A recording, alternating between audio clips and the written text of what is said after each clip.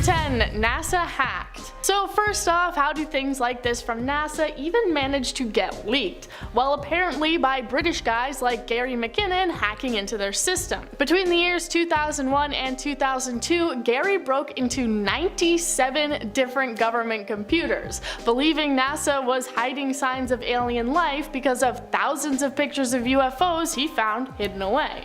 A former NASA employee had said that satellite images were checked for UFOs and deleted if they showed any evidence, and Gary decided he wanted to break into NASA in order to validate these claims. He says that he found 4 different folders titled Filtered, Unfiltered, Processed, and Raw. He says that his slow internet connection only made him able to download 1 image before he lost access to the rest of them, the picture apparently being a clear image of a cigar-shaped spacecraft.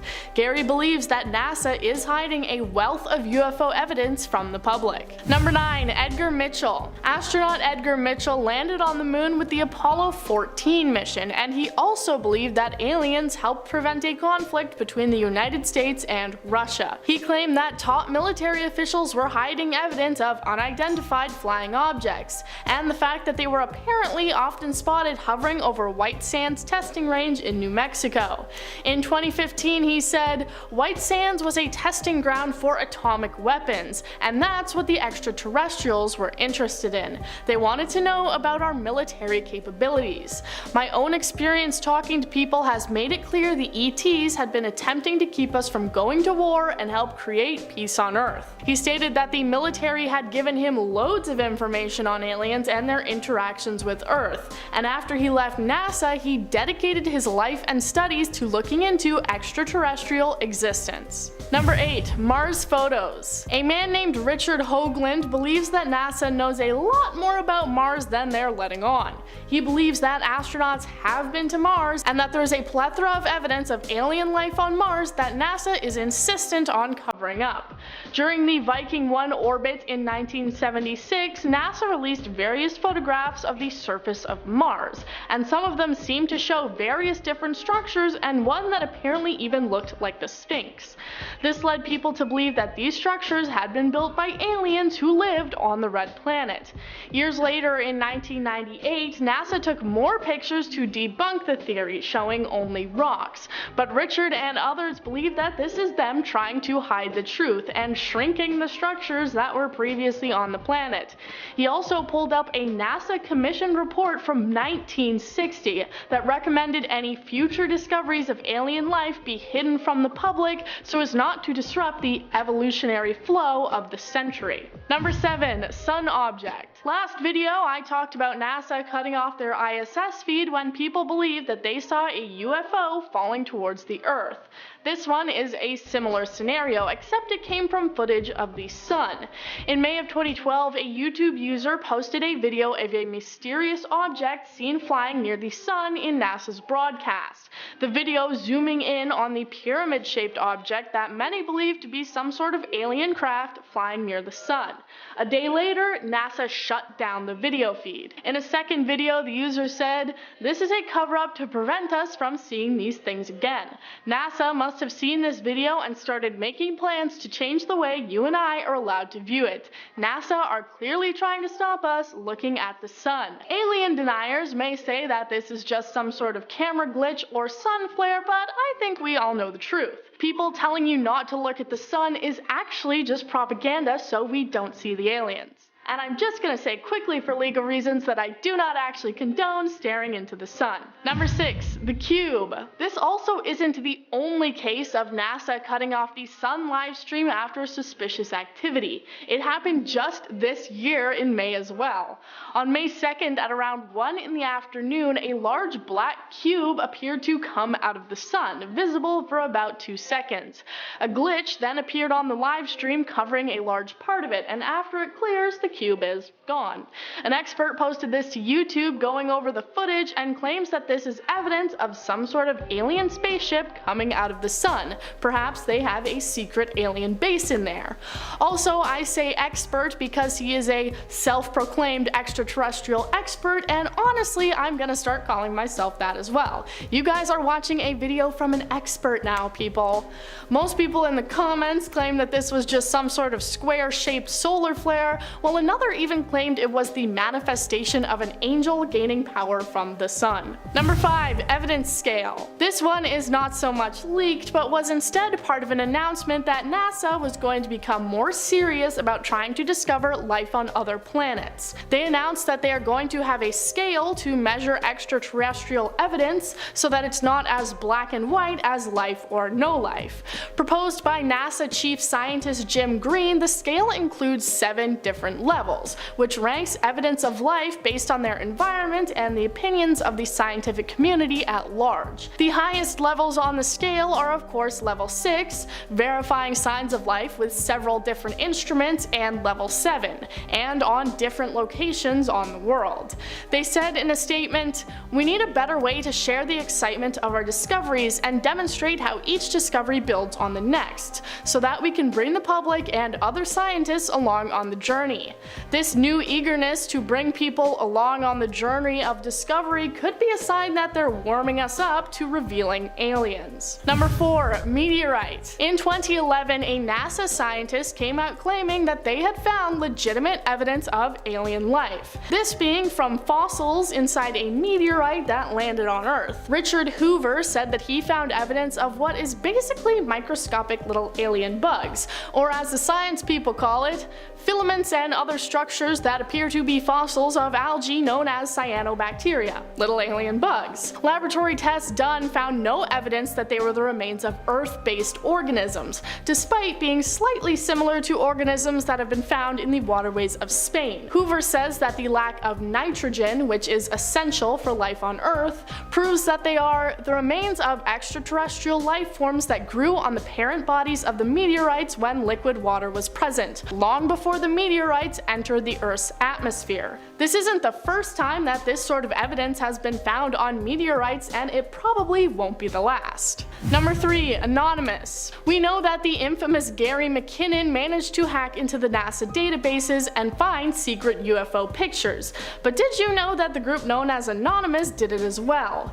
In 2017, they made a 12.5-minute long YouTube video where they claimed to have gained access to secret NASA information, telling people that NASA was covering up the discovery of alien life. They said that the organization had recently found 219 new planet candidates, 10 having very similar conditions to Earth. Because of this, the group came to believe that NASA was either incredibly close to finding alien life or had already found it. They also stated that this was a sign NASA was getting closer and closer to revealing the truth about aliens. And while many people brushed it off as being ridiculous, we now know that NASA has just revealed their new UFO study, so Anonymous may have been closer to the truth than we thought. Number 2. Black Knight Satellite. Alright, now let's get into some stuff that is a little more conspiratorial than usual, if that's even possible, and various different ways that people believe NASA is trying to cover stuff up, but apparently not doing a good enough job. There is a conspiracy that there is a satellite called the Black Knight Satellite, which was set up by aliens more than 12,000 years ago in order to spy on humans. Photos from the first shuttle trip to the International Space Station in 1998 appeared to show a large black object hovering over Earth, and people believed it was the first photographic evidence of the Black Knight satellite. All previous evidence from years before were just things like radio signals. They also believed that back in the early 1900s, Nikola Tesla actually picked up signals from the Black Knight. Whether or not you actually believe in the existence of the satellite spying on us apparently doesn't matter anymore, as it was reportedly shot brought down by the Illuminati in 2017. Number 1. Hollow Earth. Alright, this one's not so much about aliens, but trust me on this, I am a self-proclaimed extraterrestrial expert, okay? In 2016, one YouTube user suggested that NASA was trying to cover up the existence of something at the North and South poles. Old satellite images of Earth from space appear to apparently show some sort of a massive hole at each end of the Earth, what they claim to be an entrance. If you're not sold on the flat Earth theory, then let me introduce you to Hollow Earth. As its name suggests, the truth is apparently that the inside of the Earth is hollow and actually contains inner Earth complete with its own sun. Explorers have apparently seen the inner Earth firsthand when flying over the North Pole.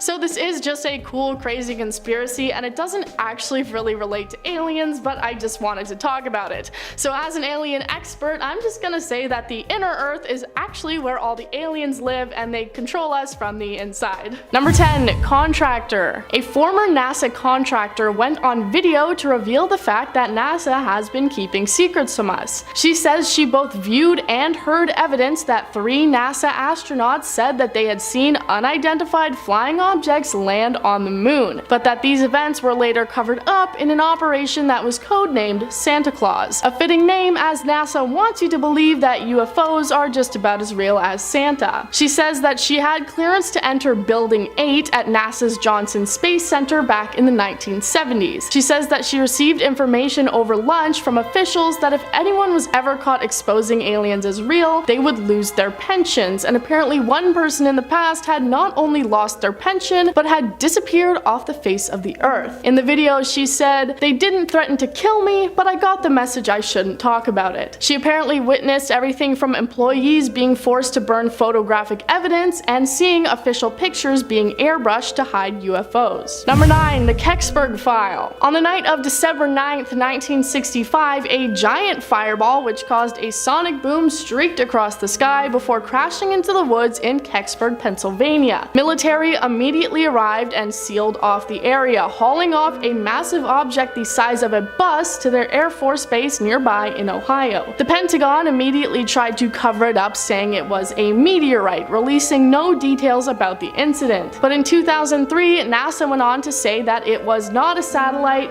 but 2 years later in 2005, they said, yeah, actually it was a satellite, just don't worry about it. The cover-up seemed never ending, and it just led more and more people to become interested in finding out the truth of the Kecksburg File. A Freedom of Information Act was then started to get the file looked into again, and the judge threw away NASA's attempts to have the lawsuit thrown out. So in 2007, they announced they would be reopening the Kecksburg File, but they claimed that a majority of the files had been destroyed or lost, and they never released what it actually was that crashed that day. Number 8. Astronaut. Like I said in the first point, there is allegedly a conspiracy within NASA to cover up any of their employees or former employees talking about the fact that they have had alien experiences. But as I have mentioned in other parts of this list, there are actually a handful of astronauts who have spoken out about potentially alien encounters. Leland Melvin is probably best known for taking his astronaut photos with his rescued dogs, but what you're probably not familiar with is the fact that he has shared his alien experiences on Twitter. He received a question on Twitter that read, "What's your outlook about the existence of intelligent alien life living in our solar system? Have you ever witnessed a UFO?" And Leland went on to respond with, "I have not seen one in space or on the ground, but thought I saw something organic/alien-like floating out of the payload bay. Randy Bresnick and I called the ground to ask what it could be, and they said it was ice that had broken off of the Freon hoses. Translucent, curved, organic looking, with an alien emoji at the end. Of course, he explains it by saying it was just ice, but that was probably just NASA feeding them an easy cover-up. Number 7. Moon crash. The Lunar Reconnaissance Orbiter is similar to the Mars Orbiter that I have talked about before. It basically watches over the moon and takes pictures of its surface. Earlier this year, they released a photo that had many people scratching their heads and insisting that NASA was doing yet another cover-up. The photo shows the surface of the moon with what is called a double impact crater. While the moon is covered in tons of craters, this one is unique for this reason. The evidence of the dozens of feet wide indentation seems to show that some sort of man-made spaceship crashed into the moon and left the divot. Many people on social media believe this to be evidence that some sort sort of alien craft had hit the moon, but NASA tried to shut everyone up by claiming it was just an out-of-control rocket. While they seemed to know it was a rocket, they admitted that they don't have any idea where it came from or what its original path was intended to be, so even if it's not aliens, it's still pretty confusing. Number 6. Alien photo. Mars is one of the main planets that many people believe could be host to aliens, hence the term Martians and all the fictitious media that includes alien creatures visiting from Mars. On February 4th of this year, one person online dug up a photo that the Perseverance rover had taken on Mars back in 2021. The title of the blog post being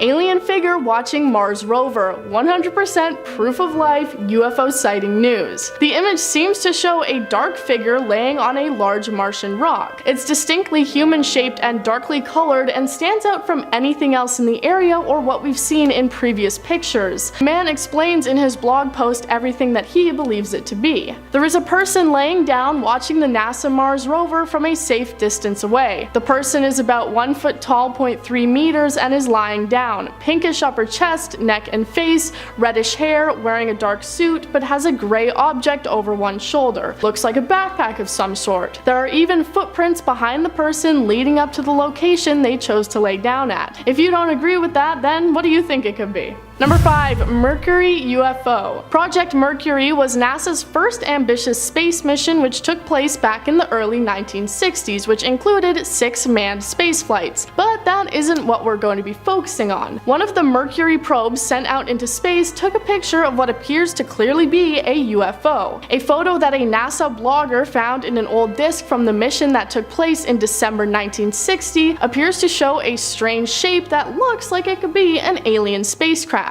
While many arguments against UFOs are that they're just random space junk, this was at the beginning of NASA's steps out into space, so there really couldn't have been that many rocket pieces and broken panels floating around. The blogger says that he believes this is aliens wanting to watch one of humanity's biggest steps, not worrying about being seen because this particular craft didn't actually have any humans on it. Number 4. Deleted UFO. This same blogger also recently found evidence of NASA purposefully covering up and deleting archival photos that appear to show evidence of aliens. He found a photo of what appears to be a large, dark, rectangular alien ship flying past the sun, and he also found that NASA is trying to hide it. On his blog, he said, "I found a huge rectangle UFO shooting past our sun, and it's got to be several miles across or more. I tried to find it on another NASA site, but I got an error message. Then I tried using official European Space Administration software, and again,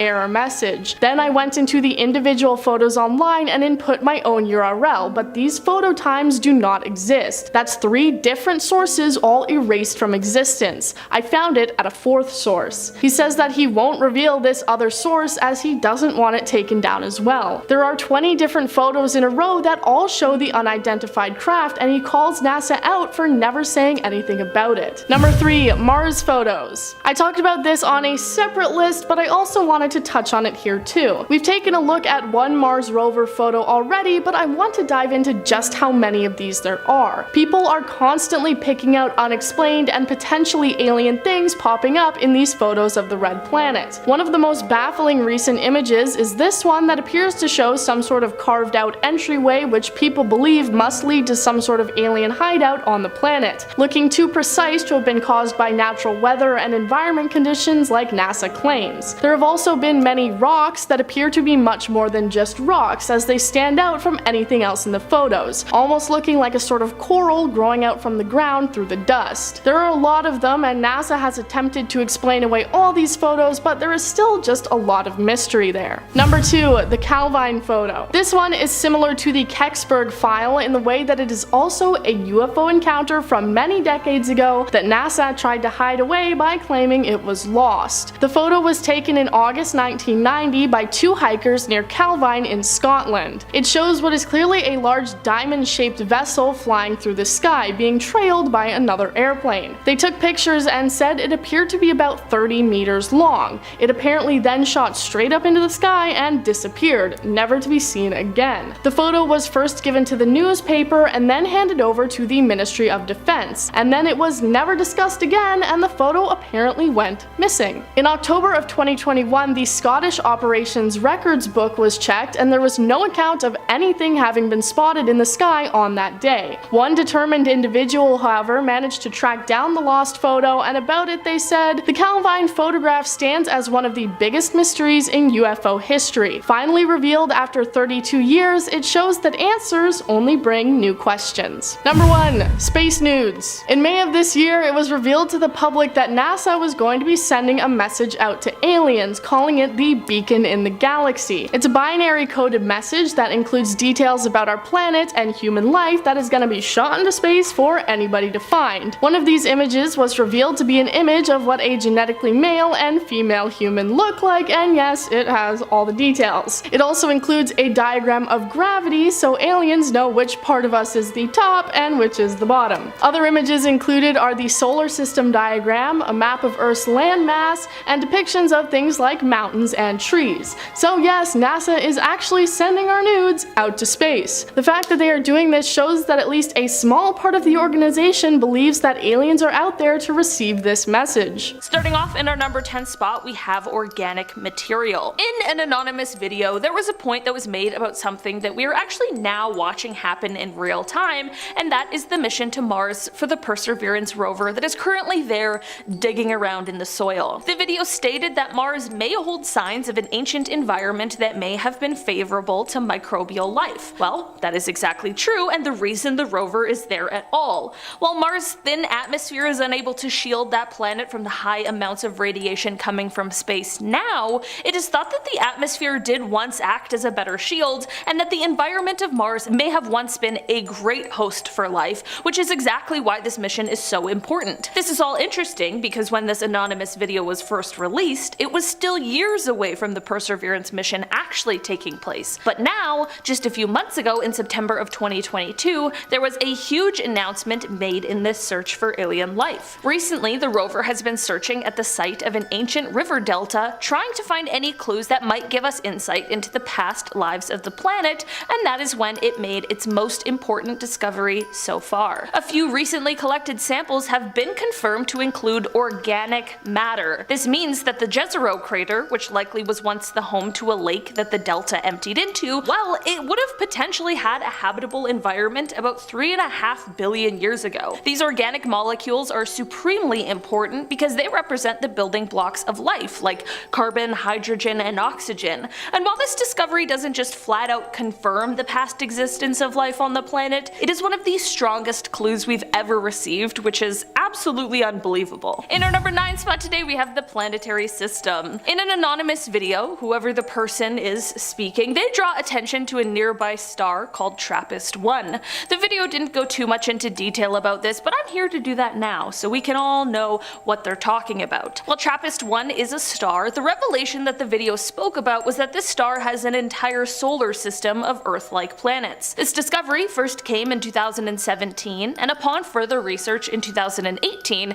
it was revealed that some of the planets just may harbor even more water than Earth does. Some of the planets are a little too close to the star, so the water is more atmospheric water vapor. The ones in the middle have liquid water like us, and the furthest ones have ice. TRAPPIST-1 is now the most thoroughly known planetary system apart from ours, which is kinda cool. While the anonymous video made it seem like there was a full-blown advanced alien civilization living in this solar system, there still might be potential for some form of microbial life that we just haven't quite found yet, and that is very cool. You know, we gotta start somewhere. Microbial life first, little green dudes next. In our number 8 spot today, we have cyanobacteria. For around 2 decades, Dr. Richard Hoover has been studying meteorites that were found in Antarctica, and in 2011 he claimed that he and his team had found evidence of ancient bacteria from colonies that thrived on comets, moons, and other planets. The astrobiologist said that they were able to make this discovery through the use of the most advanced microscanning technology in the entire world. Dr. Hoover sliced open these meteorites and discovered what they call the remains of cyanobacteria,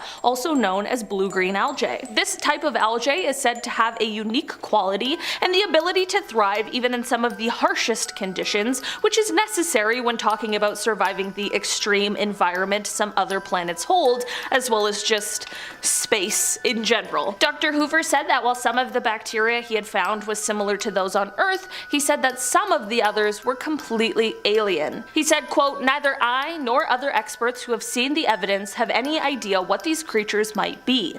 I believe these findings indicate that life is not restricted to Earth, but is broadly distributed even outside our solar system." In our number 7 spot today, we have the FBI documents. One self-proclaimed member of Anonymous took to the internet to discuss some important FBI documents that are apparently unclassified, just sitting there on the website waiting for people to take a look at their contents. The video claims that the document suggests that we've not only been visited by aliens from space, but also beings from other dimensions. The video does explain that the document didn't originate from within the FBI and rather from a university head, but that the FBI treated the document with the utmost importance, which is certainly interesting. It is also very important to note, however, that this document was sent in 1947. Not sure if that makes the claims more or less likely or credible, but the timing of it definitely seems important, at least to me. While this is one of the things that you have to draw your own conclusions from, in the video it is mentioned that while we are arguing whether or not supposed UFO or alien sightings have really taken place here on Earth or in space, there are real instances of extraterrestrial beings visiting us,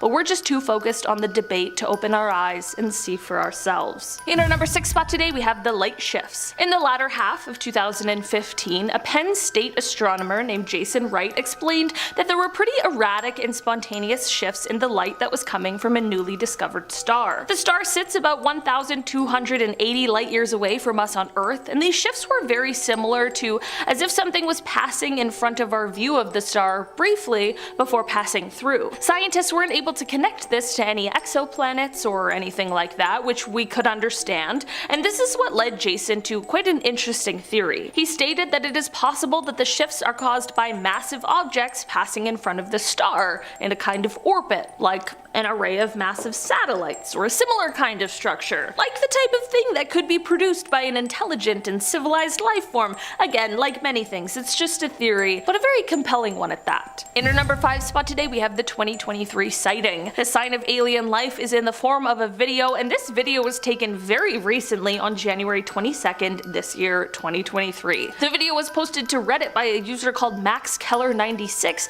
and with the video they gave some context. Quote, "My sister, dad, and I were out hiking near Picket Post when one of us noticed something glimmering near the mountain, so we stopped to look at it. All I could really make out is that it was a small bright dot in the sky. After a good 15 seconds of staring at it just silently hanging in the air trying to figure out WTF it was, I started recording. Sorry it's shaky AF, I could barely see my phone screen and was trying to get a good look at it with my own eyes. It then dropped 2 flare looking things, though my sister swears she counted at least 3, and then it instantly sped off, heading southish. Up until that point I thought it might have been a helicopter or a drone, as there's a lot of military Air Force base stuff out here, but there is no effing way anything can accelerate that fast. We all lost sight of it nearly instantly after the video cuts, and we were all properly freaked the F out about it. I've replayed the video probably 100 times and tried showing it to everyone I know, and no one had any idea what it could be other than a super high-end drone. If you think you know, please let me know. After watching the video also probably 100 times, I can definitely say that I had no idea what they saw that day, because I also really don't think it's a drone. Also, I just have to say that this video even gathered people together on Reddit. And that's no easy feat. Redditors are ruthless and often very skeptical, and still people are pretty on board and confused over what this could have been. In our number 4 spot today, we have the etheric planet. There is a claim that not only have we been visited by some sort of extraterrestrial beings, but that these beings that have apparently been visiting us are coming not from a planet as we think of it, but rather some sort of etheric planet that interpenetrates with our own, but we're just unable to perceive. Apparently, if you're a student of esoteric matters, these concepts will make a lot more sense to you, or so this anonymous video claims. These alien beings are apparently able to make a conscious decision to enter our plane, and in that same respect they are able to make a decision to disappear from our view. They are visiting us as they are thinking about settling here on our plane, and that they are coming here peacefully. During these visits they are also said to have technology that would destroy any sort of attack made on them, so it is advised that if they make themselves visible to us, we do do not attack or make them feel threatened. I'm not so sure about this one, but at the end of the day, I am certainly no student of esoteric matters, so maybe it's just something that my brain cannot comprehend with the knowledge I currently have, you know? I'm on one plane, I gotta get on another level. In our number 3 spot today, we have the witness testimony. Speaking of alien visits, another person that Anonymous pointed out as a good source to listen to was a man named Dr. Brian O'Leary, who is a former NASA astronaut and Princeton physics professor. Apparently, he stated that there is abundant evidence that we are being contacted, that civilizations have been monitoring us for a very long time, and that their appearance is bizarre from any type of traditional, materialistic Western point of view. He also apparently said that these visitors use the technologies of consciousness, they use droids, they use co-rotating magnetic discs for their propulsion systems, which seems to be a common denominator of the UFO phenomenon. I obviously have no idea how I could possibly substantiate these claims, but they certainly are interesting regardless of what you personally believe. This could, of course, just be nonsense in order to stir up the masses, but it could also be someone who's finally telling us all the truth, but maybe we're just a little too skeptical to listen. In our number 2 spot today, we have Enceladus. This small moon is often referenced when people begin to discuss the possibilities of alien life, and for fair reason. It was discovered that this moon has hydrothermal processes going on underneath its crust. To us non-scientists, that means next to nothing, but what if I said that that means that it just might have all of the requirements for life, and that it is becoming a greater possibility that we might actually find microbial life there. Basically, this moon has an icy shell for a surface and then a rocky interior, but between these two layers is a warm ocean, and this ocean is where scientists think life is most likely to be. This discovery came almost accidentally when the Cassini orbiter arrived to Saturn in 2005, and it found water plumes shooting out of the cracks in the surface of the moon, which made scientists realize that it just may be geologically active. Through more research, and by flying the orbiter through the water, by the time 2015 rolled around, scientists knew that it was holding all of the keys to life. While this moon was never the original focus of research, it quickly took over with its very exciting potential. In our number 1 spot today, we have the Venus cloud. A couple years ago in September of 2020, astrobiologists everywhere were excited and skeptical of some new potential evidence that had been found in the upper clouds of Venus. The new findings were pointing to the potential of the presence of phosphine in these clouds. Phosphine is a rare and usually poisonous gas that on Earth is basically always met with the presence of living organisms. Venus hasn't really been the top of the list of choices for finding potential life due to its surface temperature and pressure and the sulfuric acid clouds, but this evidence could prove to say something otherwise. 2 separate telescopes were able to pick up the signatures of phosphine in a cloud that had a similar temperature and pressure to Earth, and while this isn't concrete evidence of space bugs, it will at least be a reminder that we should be continuing to look for life even in the most unlikely places. And hey, maybe it is space bugs. I don't know. Starting off this list in our number 10 spot, we have Europa. This is actually an icy moon that can be found floating around Jupiter, and it is one that Anonymous has pointed to as being important when it comes to our search for alien life. Europa has been a point of interest for a while after NASA's Galileo Jupiter probe in the 1990s, when it revealed an unusually warm spot in Europa's cold surface. In March of 2014, the Hubble Space Telescope detected what scientists thought might be a plume of water vapor, but the caution turned to cautious excitement and optimism in February of 2016 when the telescope caught another, much larger plume in the same spot. This has led to the creation of the Europa Clipper mission. While this mission doesn't yet have a set date, it will see an orbiter flying to Europa to fly through these plumes in an attempt to see what they are made out of, similar to Enceladus, which we talked about last time, to see if it really is holding the key to life, or maybe life itself. One of the scientists on this Clipper mission, Robert Pappalardo, explained that if there is life on Europa, it almost certainly was completely independent from the origin of life on Earth. That would mean that the origin of life must be pretty easy throughout the galaxy and beyond.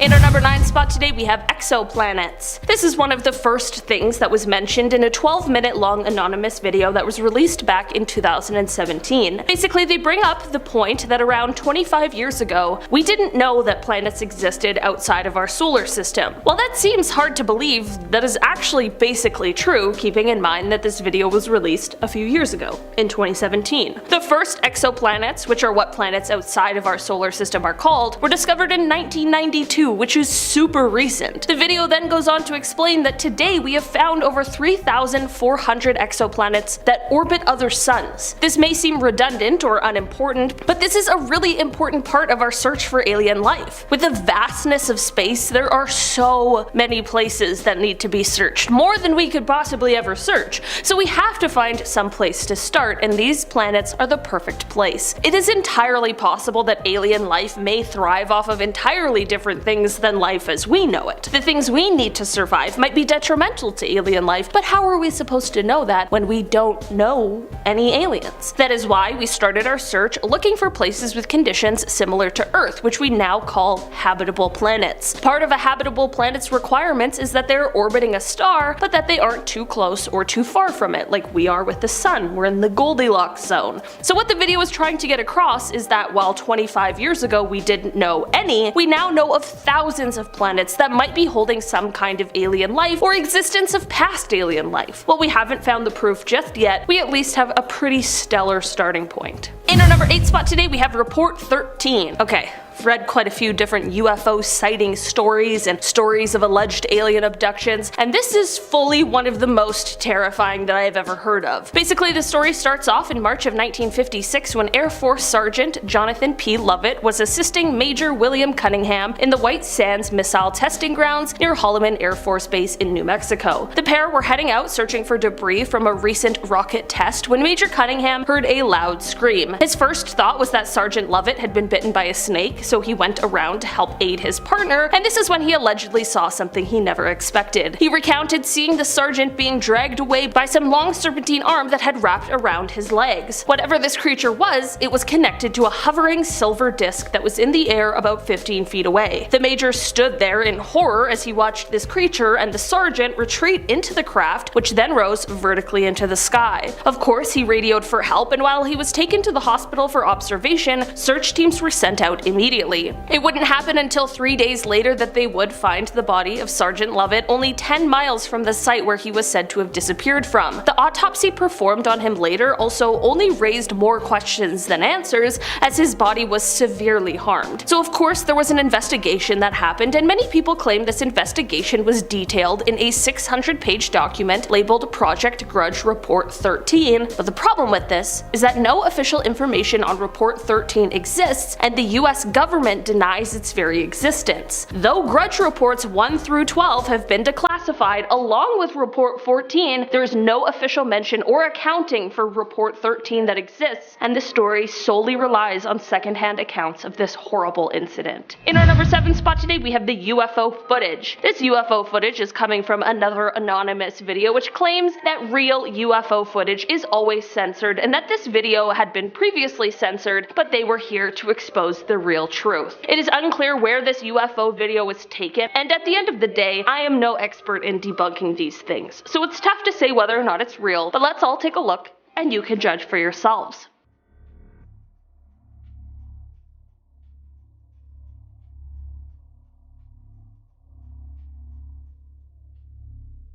I know that wasn't the most exciting video, but what do we think aliens are going to be doing if they really are visiting us? What do you guys think? Do you think that this video is really showing some sort of UFO? And if you do you think it's aliens or just some sort of secret project that we aren't privy to? I don't know. There's always options, you know?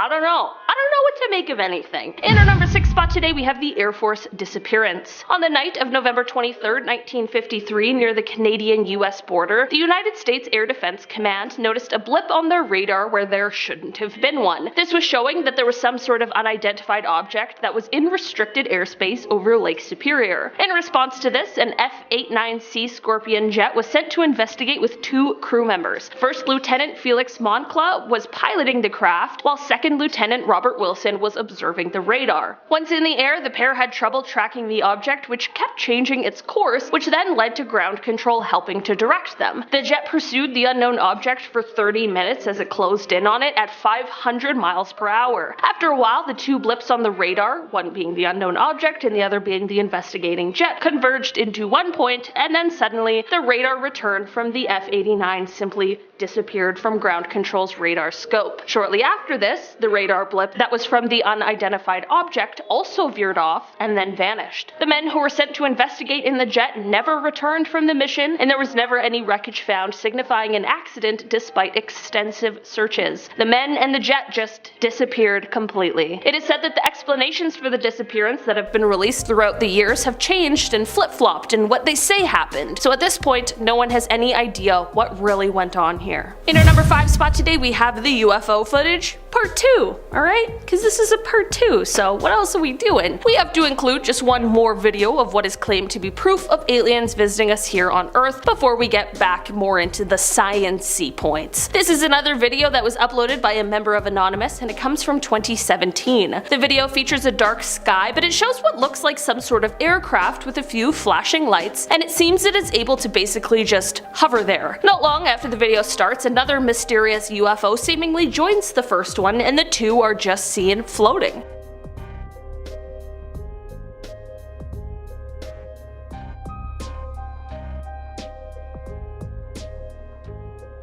What do you guys think these could be? I obviously don't know what an alien aircraft would look like. I mean, Jordan Peele's Nope changed everything I thought I once knew, so it's tough to say if this is a realistic example or not. All I know is that if this isn't someone playing a trick and they really saw this in the sky, I have no other possible explanations of what it could be. In our number 4 spot today, we have Titan. Many space agencies have turned their main focus on the search for extraterrestrial life, from advanced intelligent life forms to more primitive and smaller life forms, and that starts with the smallest organisms and microbes. Like I mentioned before, there are preparations being made for the mission to Europa to see what is going on underneath that icy surface, but Jupiter isn't the only one who has some interesting moons. There's another mission also in the works that is focusing on another moon that we haven't yet spoken about, and that is the moon of Saturn called Titan. In 2027, they're aiming to launch the $1 billion Dragonfly mission to this moon in order to analyze the lakes of liquid methane that exist on it. A planetary scientist at Johns Hopkins University who studies alien atmospheres named Sarah Horst has said that they believe Titan has all the ingredients necessary for life, so it certainly is a promising mission. We may have to wait until 2027, but who knows? Maybe we'll find signs even before then with all of the upcoming missions and technological advancements. In our number 3 spot today, we have Frederick Valentich. Frederick was an Australian pilot who disappeared under some unbelievably suspicious circumstances on a training flight on October 21st, 1978. During the flight, he radioed the Melbourne Air Traffic Control to let them know that he was being accompanied by an aircraft that was about 1,000 feet above him, and at the same time that his engine had begun to run roughly. Air Traffic Control responded to him by explaining that there was no known air traffic at that level, and Frederick explained he could see a large unknown aircraft with 4 bright landing lights. He explained the aircraft approached him from the east, and at first thought it was another pilot playing around with him, which, for the record, during flight seems like a terrible time for someone to play a prank, but then he went on to explain that the mysterious aircraft was orbiting him and that it had a green light on it. When Air Traffic Control tried to get further details and asked what kind of an aircraft it was, Frederick responded by saying, quote, "It's not an aircraft." After this, his radio transmission was interrupted by a metallic scraping sound, and this is when all contact was lost. Sea and air search begun, but to no avail. There have been speculations that don't involve alien abduction, such as a staged disappearance, the possibility of Frederick getting confused and flying upside down, and potentially even him taking his own life, but all of these theories have been debunked in some kind of a way, and neither the aircraft or Frederick himself have ever been found. The reason why alien abduction has been the main theory in this case is due to the fact that there were many reported UFO sightings on the same night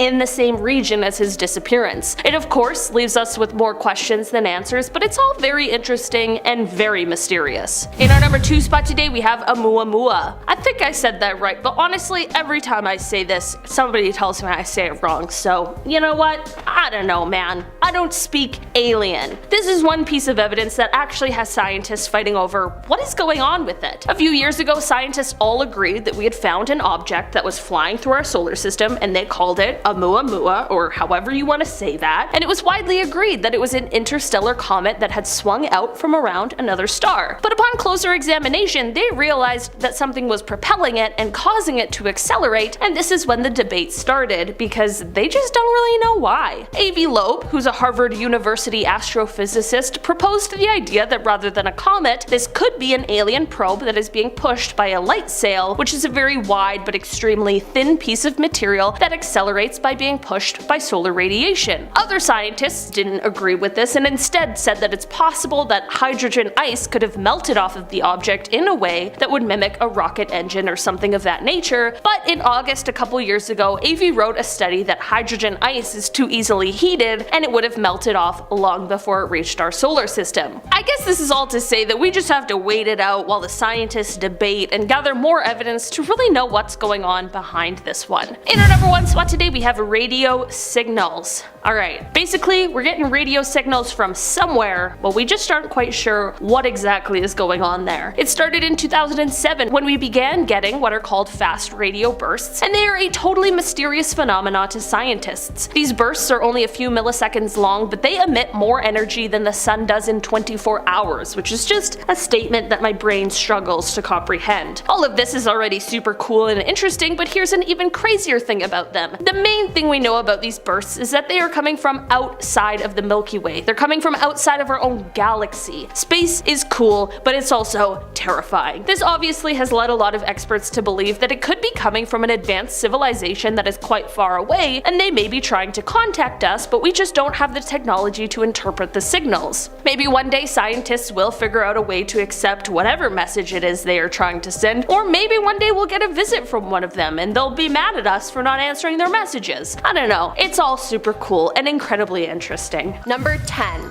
The Viking Mars landers. Viking 1 and 2 were a pair of NASA Mars landers and orbiters that launched in 1975 and arrived in 1976. The orbiters created global maps while the landers examined the surface up close. The landers performed ambitious chemistry experiments to search for life. Tests performed on Martian soil samples by NASA's Viking landers hinted at chemical evidence of life. One experiment mixed soil with radioactive carbon-labeled nutrients, then tested for the production of radioactive methane gas. The test reported a positive result. The production of radioactive methane suggests that something in the soil was metabolizing the nutrients and producing radioactive gas. But other experiments on board failed to find any evidence of life, so NASA declared the result a false positive. Despite that, one of the original scientists and others who have since reanalyzed the data still stand by the finding. They argue that the other experiments on board were ill-equipped to search for evidence of organic molecules, a key indicator of life. Next up at number 9, we have the Sumerian civilization. The ancient Sumerians were a group of people that suddenly became established in Mesopotamia circa 2900 BCE. No one is quite sure where they came from originally, but they believed and documented that their origins were not from planet Earth. According to ancient texts, the Sumerians were created by an alien race called the Anunnaki, who came to Earth after their planet Nibiru collided with another planet in the solar system. The aliens found themselves in short supply of gold, which they needed in their atmosphere, and saw that Earth was in high supply. So they landed here and created a new species that was half alien, half human, to mine the gold for them. Now, it does sound a little crazy, but the Sumerians did have advanced scientific, agricultural, and technological knowledge, as well as an acute understanding of the solar system, which was highly advanced at their time. Researchers have recorded clay pot batteries that still contained electrodes, a flyable model airplane, as well as an unexplainable capability to cut large stones with exact precision. Not to mention that rockets, airplanes, and helicopters were all depicted on certain artifacts from the time too. Even stranger is that there is mitochondrial DNA evidence linked to a woman in Africa dating more than 100,000 years back near a gold mine. While of course we we might never know for sure, the legend of the Anunnaki has made even some of the biggest skeptics question the reality of aliens. Number 8. Radio signal received 3 times from the same region of space. In February 2003, astronomers with the Search for Extraterrestrial Intelligence (SETI)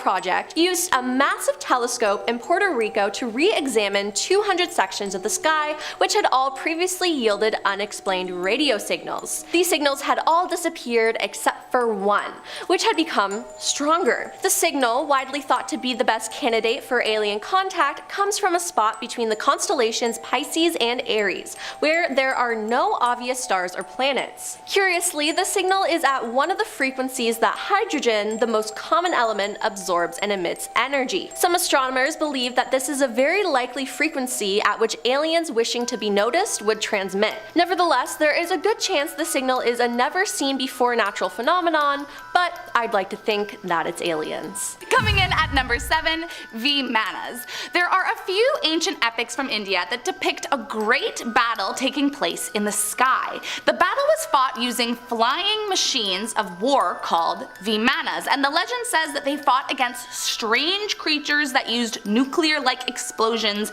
and weapons that no one had ever seen on Earth before. First off, Vimanas are depicted in multiple texts throughout history, and while we don't know for sure, there are some people that think they could have been real. Manuals with detailed explanation of how they work have been uncovered, and early aircrafts even used knowledge outlined by the mythical flying machines.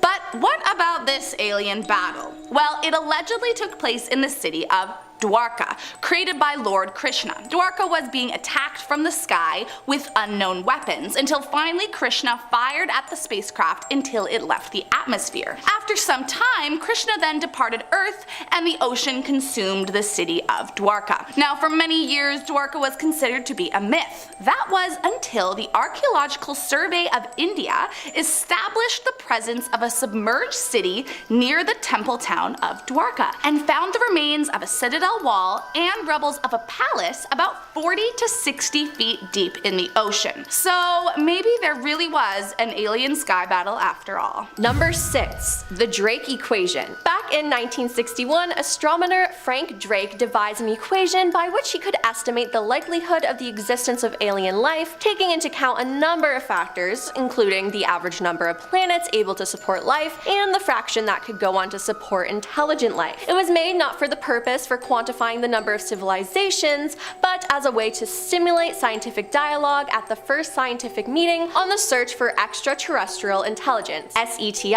The equation summarizes the main concepts which scientists must contemplate when considering the question of other radio-communicative life. Although it was devised in 1961, it wasn't implemented until 2001. The result? Statistically, hundreds of thousands of such planets should technically exist. So with all these planets existing, there has to be aliens, right? Next up at number 5, the Madonna with Saint Giovannino. Dating back to the 15th century, this iconic painting is arguably one of the most debated depictions of alien life on Earth. Likely painted by Domenico Ghirlandaio, I hope I said that right. I mean, there is debate there too, but that's for another story. As you can see, it depicts the Madonna with baby Jesus and St. John. But if you zoom into that top right corner, you'll notice something very strange. There is an unnamed man shielding his eyes from what looks like a bright light in the sky, and beside him is a dog staring up at the same shining object. The object appears to be strangely similar to most modern depictions of a UFO, painted as a dark oval with light rays shooting out from every angle. Now, it wasn't unusual for the time to paint angels or other celestial beings brightly shining down on us from the sky. But as this specific painting appears to have no such addition to the light and is simply a strangely specific flying saucer, it has led many to believe that the painter was depicting a real-life alien sighting. What do you think? Number 4, Area 51. Of course, I have to bring up Area 51. Would it really be an alien video without mentioning it? Area 51 is a secret US Air Force military installation located at Groom Lake in southern Nevada. It's administered by Edwards Air Force Base in Southern California. The installation has been the focus of numerous conspiracies involving extraterrestrial life, though its only confirmed use is as a flight testing facility. For years, there was speculation about the installation, especially amid growing reports of UFO sightings in the vicinity. The site became known as Area 51. Conspiracy theories gained support in the late 1980s when a man alleging to have worked at the installation claimed the government was examining a recovered alien spacecraft. In 2013, the US government officially acknowledged the existence of Area 51. That year, the National Security Archive at George Washington University obtained through the Freedom of Information Act a formally classified CIA document that chronicled the history of the U-2 spy plane. A heavily redacted version had previously been released in 1998. Now, according to the report, in 1955, the remote site, which included an airfield not used by the military since World War II, was selected in order to test the U-2. Test flights of that spy plane and subsequent aircraft accounted for many of the UFO sightings in the area. The U-2 could reach altitudes much higher than any other planes at a time, but is that just a cover-up? Area 51 is so mysterious, it wouldn't surprise me if they were lying. Coming in at number 3 is the WOW signal. Back in 1977, astronomer Jerry Eman was researching at the Ohio State University when an incredible and unexplainable radio signal was detected using the school's Big Ear telescope. Now, in those days, information was run through what was called an IBM 1130 mainframe computer before being printed on paper and then studied by hand. Upon reviewing the findings, Jerry came across something he had never seen before. There, in a vertical column, was the sequence 6EQUJ5. Jerry was flabbergasted and immediately circled the sequence and wrote "wow" with an exclamation point right beside it. Hence the name. The signal they picked up had come from nearly 220 million light years away, and there was no explanation as to how or why a radio signal could be detected from that distance. It immediately became a sensation in both the science community and the rest of the world, and was used to support the search for alien life in the universe. Jerry himself says he's convinced that it certainly has the potential to be the first signal from extraterrestrial intelligence, but despite best efforts, no such signal has ever been seen since, which only makes it all the more intriguing. Number 2. Astronauts have seen them. So there are tons of registered sightings of UFOs, but majority of the time there's a thorough debunking accompanying them, or they're just a plain old hoax. But throughout history, there have been a number that have been harder to explain away. From the 1853 sighting by a number of students and professor at the Tennessee College campus, to the Stephenville Lights case from 2008, with over 200 witnesses spotting the UFO, including 3 policemen. Now,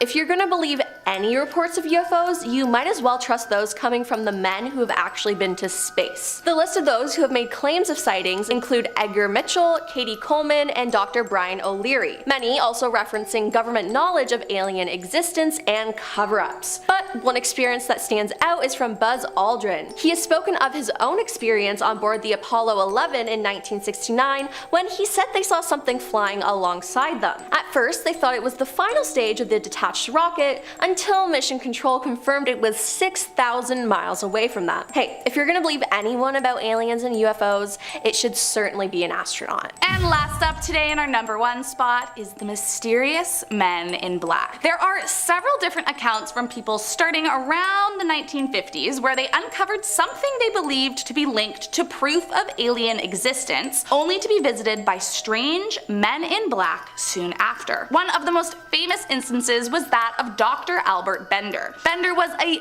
very intelligent researcher with an interest in aliens and UFOs, so much so that he wrote for a magazine called Space Review and even founded the International Flying Saucer Bureau. It started off very successfully. Bender began to gather lots of alleged evidence related to UFOs, but soon he began to see strange men watching him around his town, reportedly with glowing eyes. Bender wasn't too nervous about the strange phenomenon until one night in 1953 when 3 men in black showed up at his house. The mysterious men looked at first to be government agents, but he soon discovered they were something from a completely different realm. The men made it clear to Bender that he was to immediately stop all UFO research and investigation and to cease any publishing. They then confiscated some of his findings before threatening him once more and vanishing. Bender was so afraid of the experience that he immediately halted all publishings, quit ufology, and turned into a completely different man,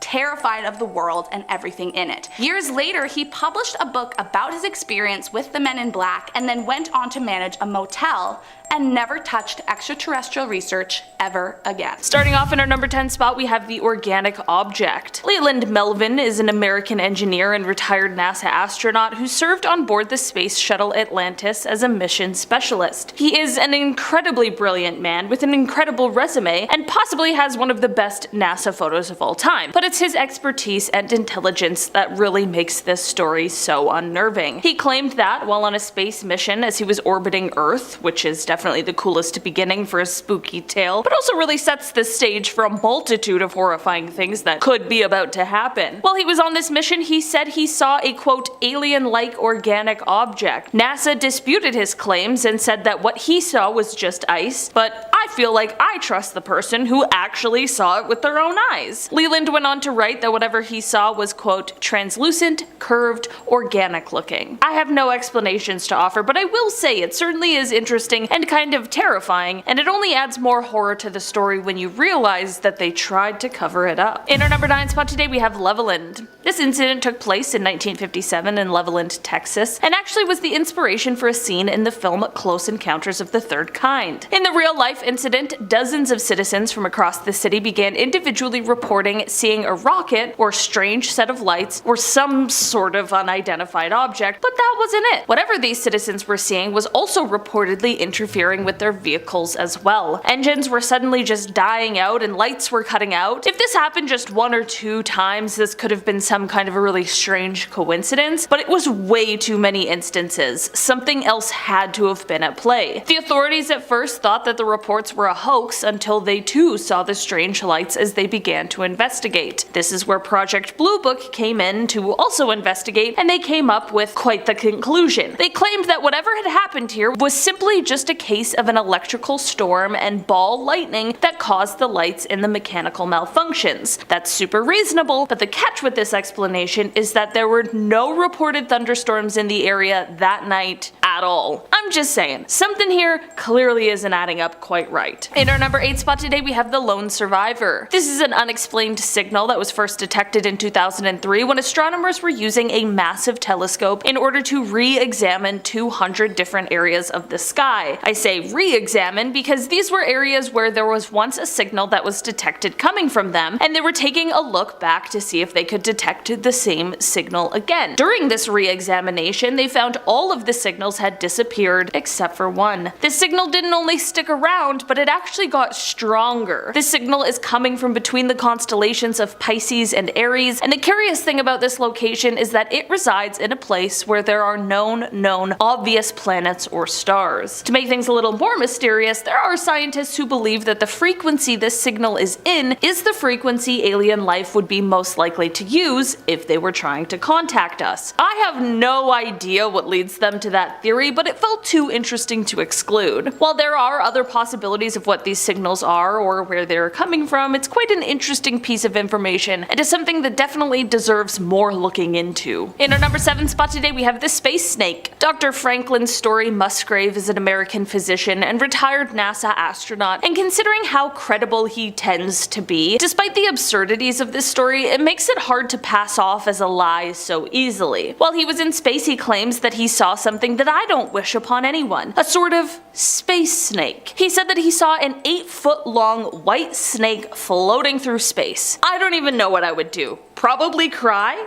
Probably call Houston? I'm not sure. There are many people who think that this was simply just a detached hose from the spaceship, but Dr. Musgrave remains adamant on what he saw, and to be completely honest, I believe him. Maybe his mind was playing tricks on him. I mean, I don't know what happens in space, but I do find it really hard to believe that this person, who would likely be really familiar with the parts of a spacecraft, mistook a hose for a snake. Also, how would they not notice an 8-foot-long hose missing? Again, I'm certainly no astronaut or scientist or engineer, but it all just seems very strange. In our number 6 spot today, we have the classified report. We're just barely getting into 2023, but already there are some crazy announcements, including one regarding a report that was delivered to Congress from the Director of National Intelligence. Basically, since August of last year, there's been a total of 510 unidentified aerial phenomenon observed in protected airspace or near sensitive facilities. According to the report, 26 of these were described as drones, 163 were labeled as balloons or balloon-like entities, and 6 were described as clutter, whatever that means. This is all fine and well, but the concern sets in when we consider that this leaves 171 sightings unaccounted for, some of which appear to have demonstrated unusual flight characteristics or performance capabilities. It's also important to note that the majority of these sightings are coming directly from Navy and Air Force pilots. Here's the thing. What we know as the public is only a 12-page declassified summary of the actual, real, secret report that was delivered to Congress. Only time will tell if we ever find out what the rest of the report includes or what will happen with further investigation into the 171 sightings, but hopefully if answers do arise, one day we'll find out. And hey, maybe if they don't, maybe Anonymous will just hack them.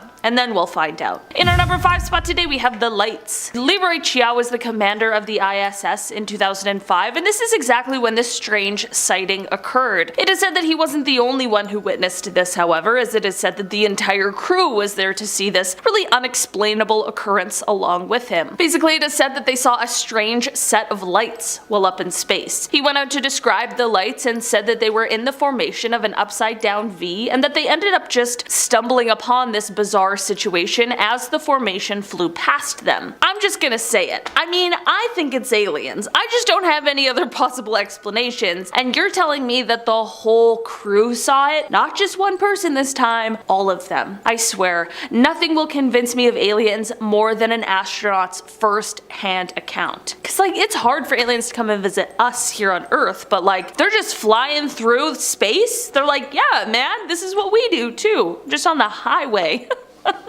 Okay, sorry, I'm going a little crazy. In our number 4 spot today, we have the Lubbock incident. On August 25th, 1951 in Lubbock, Texas, a group of scientists from Texas Technical College were all hanging out in the backyard of geology professor Dr. W.I. Robinson. They were all chilling, enjoying each other's company, until around 9:20 p.m. when they saw something strange. It was a V-shaped formation of 15 to 30 bluish-green lights passing overhead. They were completely confused over what it could be, but figured that the lights would likely reappear, which they did. About an hour later, the lights reappeared, and at this point, all of these scientists knew that they had witnessed something exceptionally interesting. But what was it? The scientists weren't the only one to witness the lights either. About 350 miles away in Albuquerque, New Mexico, an employee of the Atomic Energy Commission's top secret Sandia Corporation, who had a high-level Q security clearance, had been sitting outside with his wife, quote, gazing at the night sky, commenting on how beautiful it was, when both of them were startled at the sight of a huge airplane flying swiftly and silently over their home. On the aft edge of the wings, there were 6 to 8 pairs of soft, glowing bluish lights. There were more sightings as well, all reporting a similar thing. The group of scientists began investigating, tracking the lights, which they had witnessed 12 more times. They measured the angle of the flights, they tracked the speed, and they attempted, unsuccessfully, to try and measure the UFO's altitude. Here's the deal with this though, the government did end up investigating, but the official explanation for these lights is the most cryptic message I've ever seen. It read, quote, I thought that the professor's lights might have been some kind of birds reflecting the light from mercury vapor streetlights, but I was wrong. They weren't birds. They weren't refracted light, but they weren't spaceships. The lights that the professors saw have been positively identified as a very commonplace and easily explainable natural phenomena. I can't divulge exactly the way the answer was found because it is an interesting story of how a scientist set up complete instrumentation to track down the lights. Telling the story would lead to his identity, and in exchange for his story, I promised the man complete anonymity. Despite people claiming that this mystery has been solved, by this explanation, people are left with a lot more questions than answers. You know?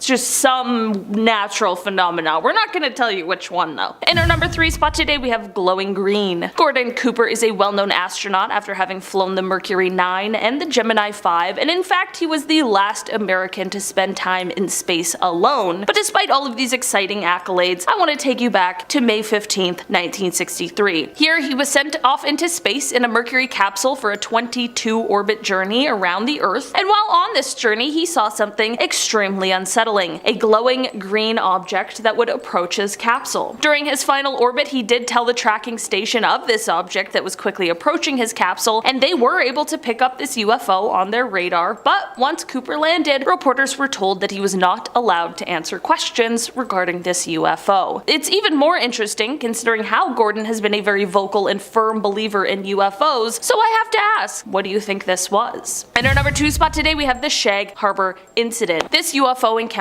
is often referred to as Canada's Roswell, so I was shocked that I hadn't heard of it before. Basically, this incident took place on October 4th, 1967, when an unknown object crashed into the water near Shag Harbor, which is a tiny town in Nova Scotia. There were at least 11 people who witnessed this object as it crashed, and many people claim to have heard a whistling sound followed by a loud bang when the crash took place. The witnesses that claimed to have seen the UFO were all doing a bunch of different things at the time. One couple was just sitting on their porch, but 2 witnesses that really get me are a flight pilot and a ship captain. On Air Canada Flight 305, First Officer Robert Ralph pointed out to Captain Pierre Charbonneau that there was something strange out the left side of the aircraft. They reported an object tracking along on a parallel course a few miles away and described it as a brilliantly lit rectangular object with a string of smaller lights trailing the object. Shortly after they first noticed it, there was a large but silent explosion near the unknown object, and then 2 minutes later there was a second explosion, but this one faded to a blue cloud. As for the ship captain, Captain Leo Howard Mercy saw 4 blips on the decorator that were totally stationary. This led to him looking up to the sky, and this is when he saw 4 bright objects sitting in a rectangular formation about 28 kilometers from the vessel's window. He wasn't even the only one who saw it on board. The entire crew of nearly 20 fishermen stood on deck and watched. A man named Laurie Wickens was another one of the witnesses, and he and some friends ended up calling the RCMP, the Royal Canadian Mounted Police, because they saw a huge object floating in the Atlantic Ocean about 1,000 feet offshore. This is all super weird, and not only the RCMP, but also the Royal Canadian Navy and the Royal Canadian Air Force became involved in the investigation, but nothing was ever recovered or found. But it was also revealed that all commercial, private, and military aircrafts along the eastern seaboard were accounted for. So what could all of these witnesses have seen? Since they never officially identified what it was, in the official Government of Canada documents it is listed as a UFO. In our number 1 spot today we have the 2021 UFO. On February 21st of 2021, a blogger was using a radio scanner to try and pick up the feed from an aircraft when he received much more than he ever expected. He intercepted the transmission of the wrong aircraft,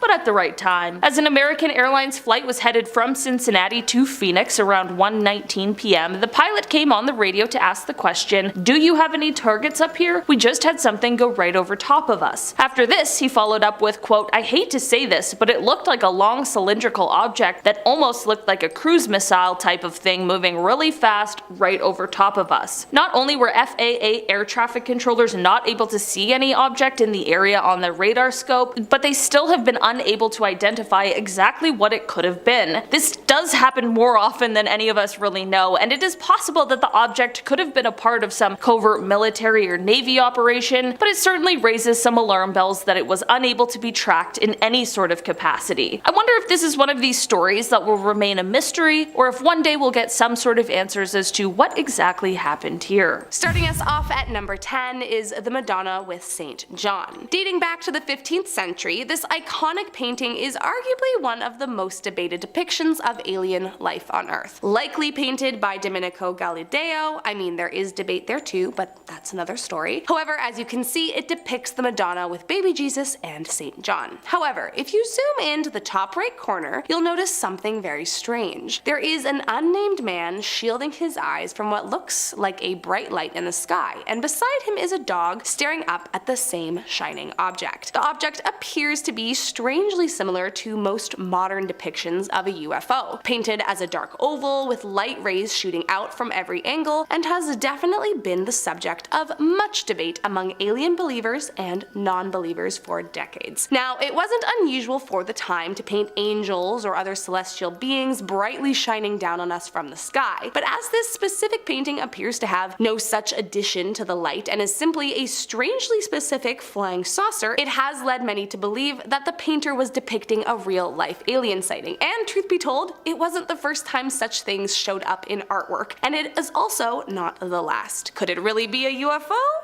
I don't know, you tell me. Coming in at number 9, coins. During a house renovation in Egypt, a group of workers say that they found 2 coins that had very unusual portraits on them. The first they found resembles the head and shoulders of an alien, while the other looks more like it depicts an alien spaceship landing, and they immediately freaked out. Plus, one of them apparently had the words opportunus adest carved on the back, which is Latin for there is an opportunity, which definitely comes across a little spooky. I won't lie, there's a lot of debate around the validity of these coins. As many have pointed out, the coins could have easily been manipulated by believers, but it has been countered by the fact that either way, there's no actual concrete proof that they don't come from aliens. I mean, I have some questions. Would aliens even use currency like us, let alone physical currency?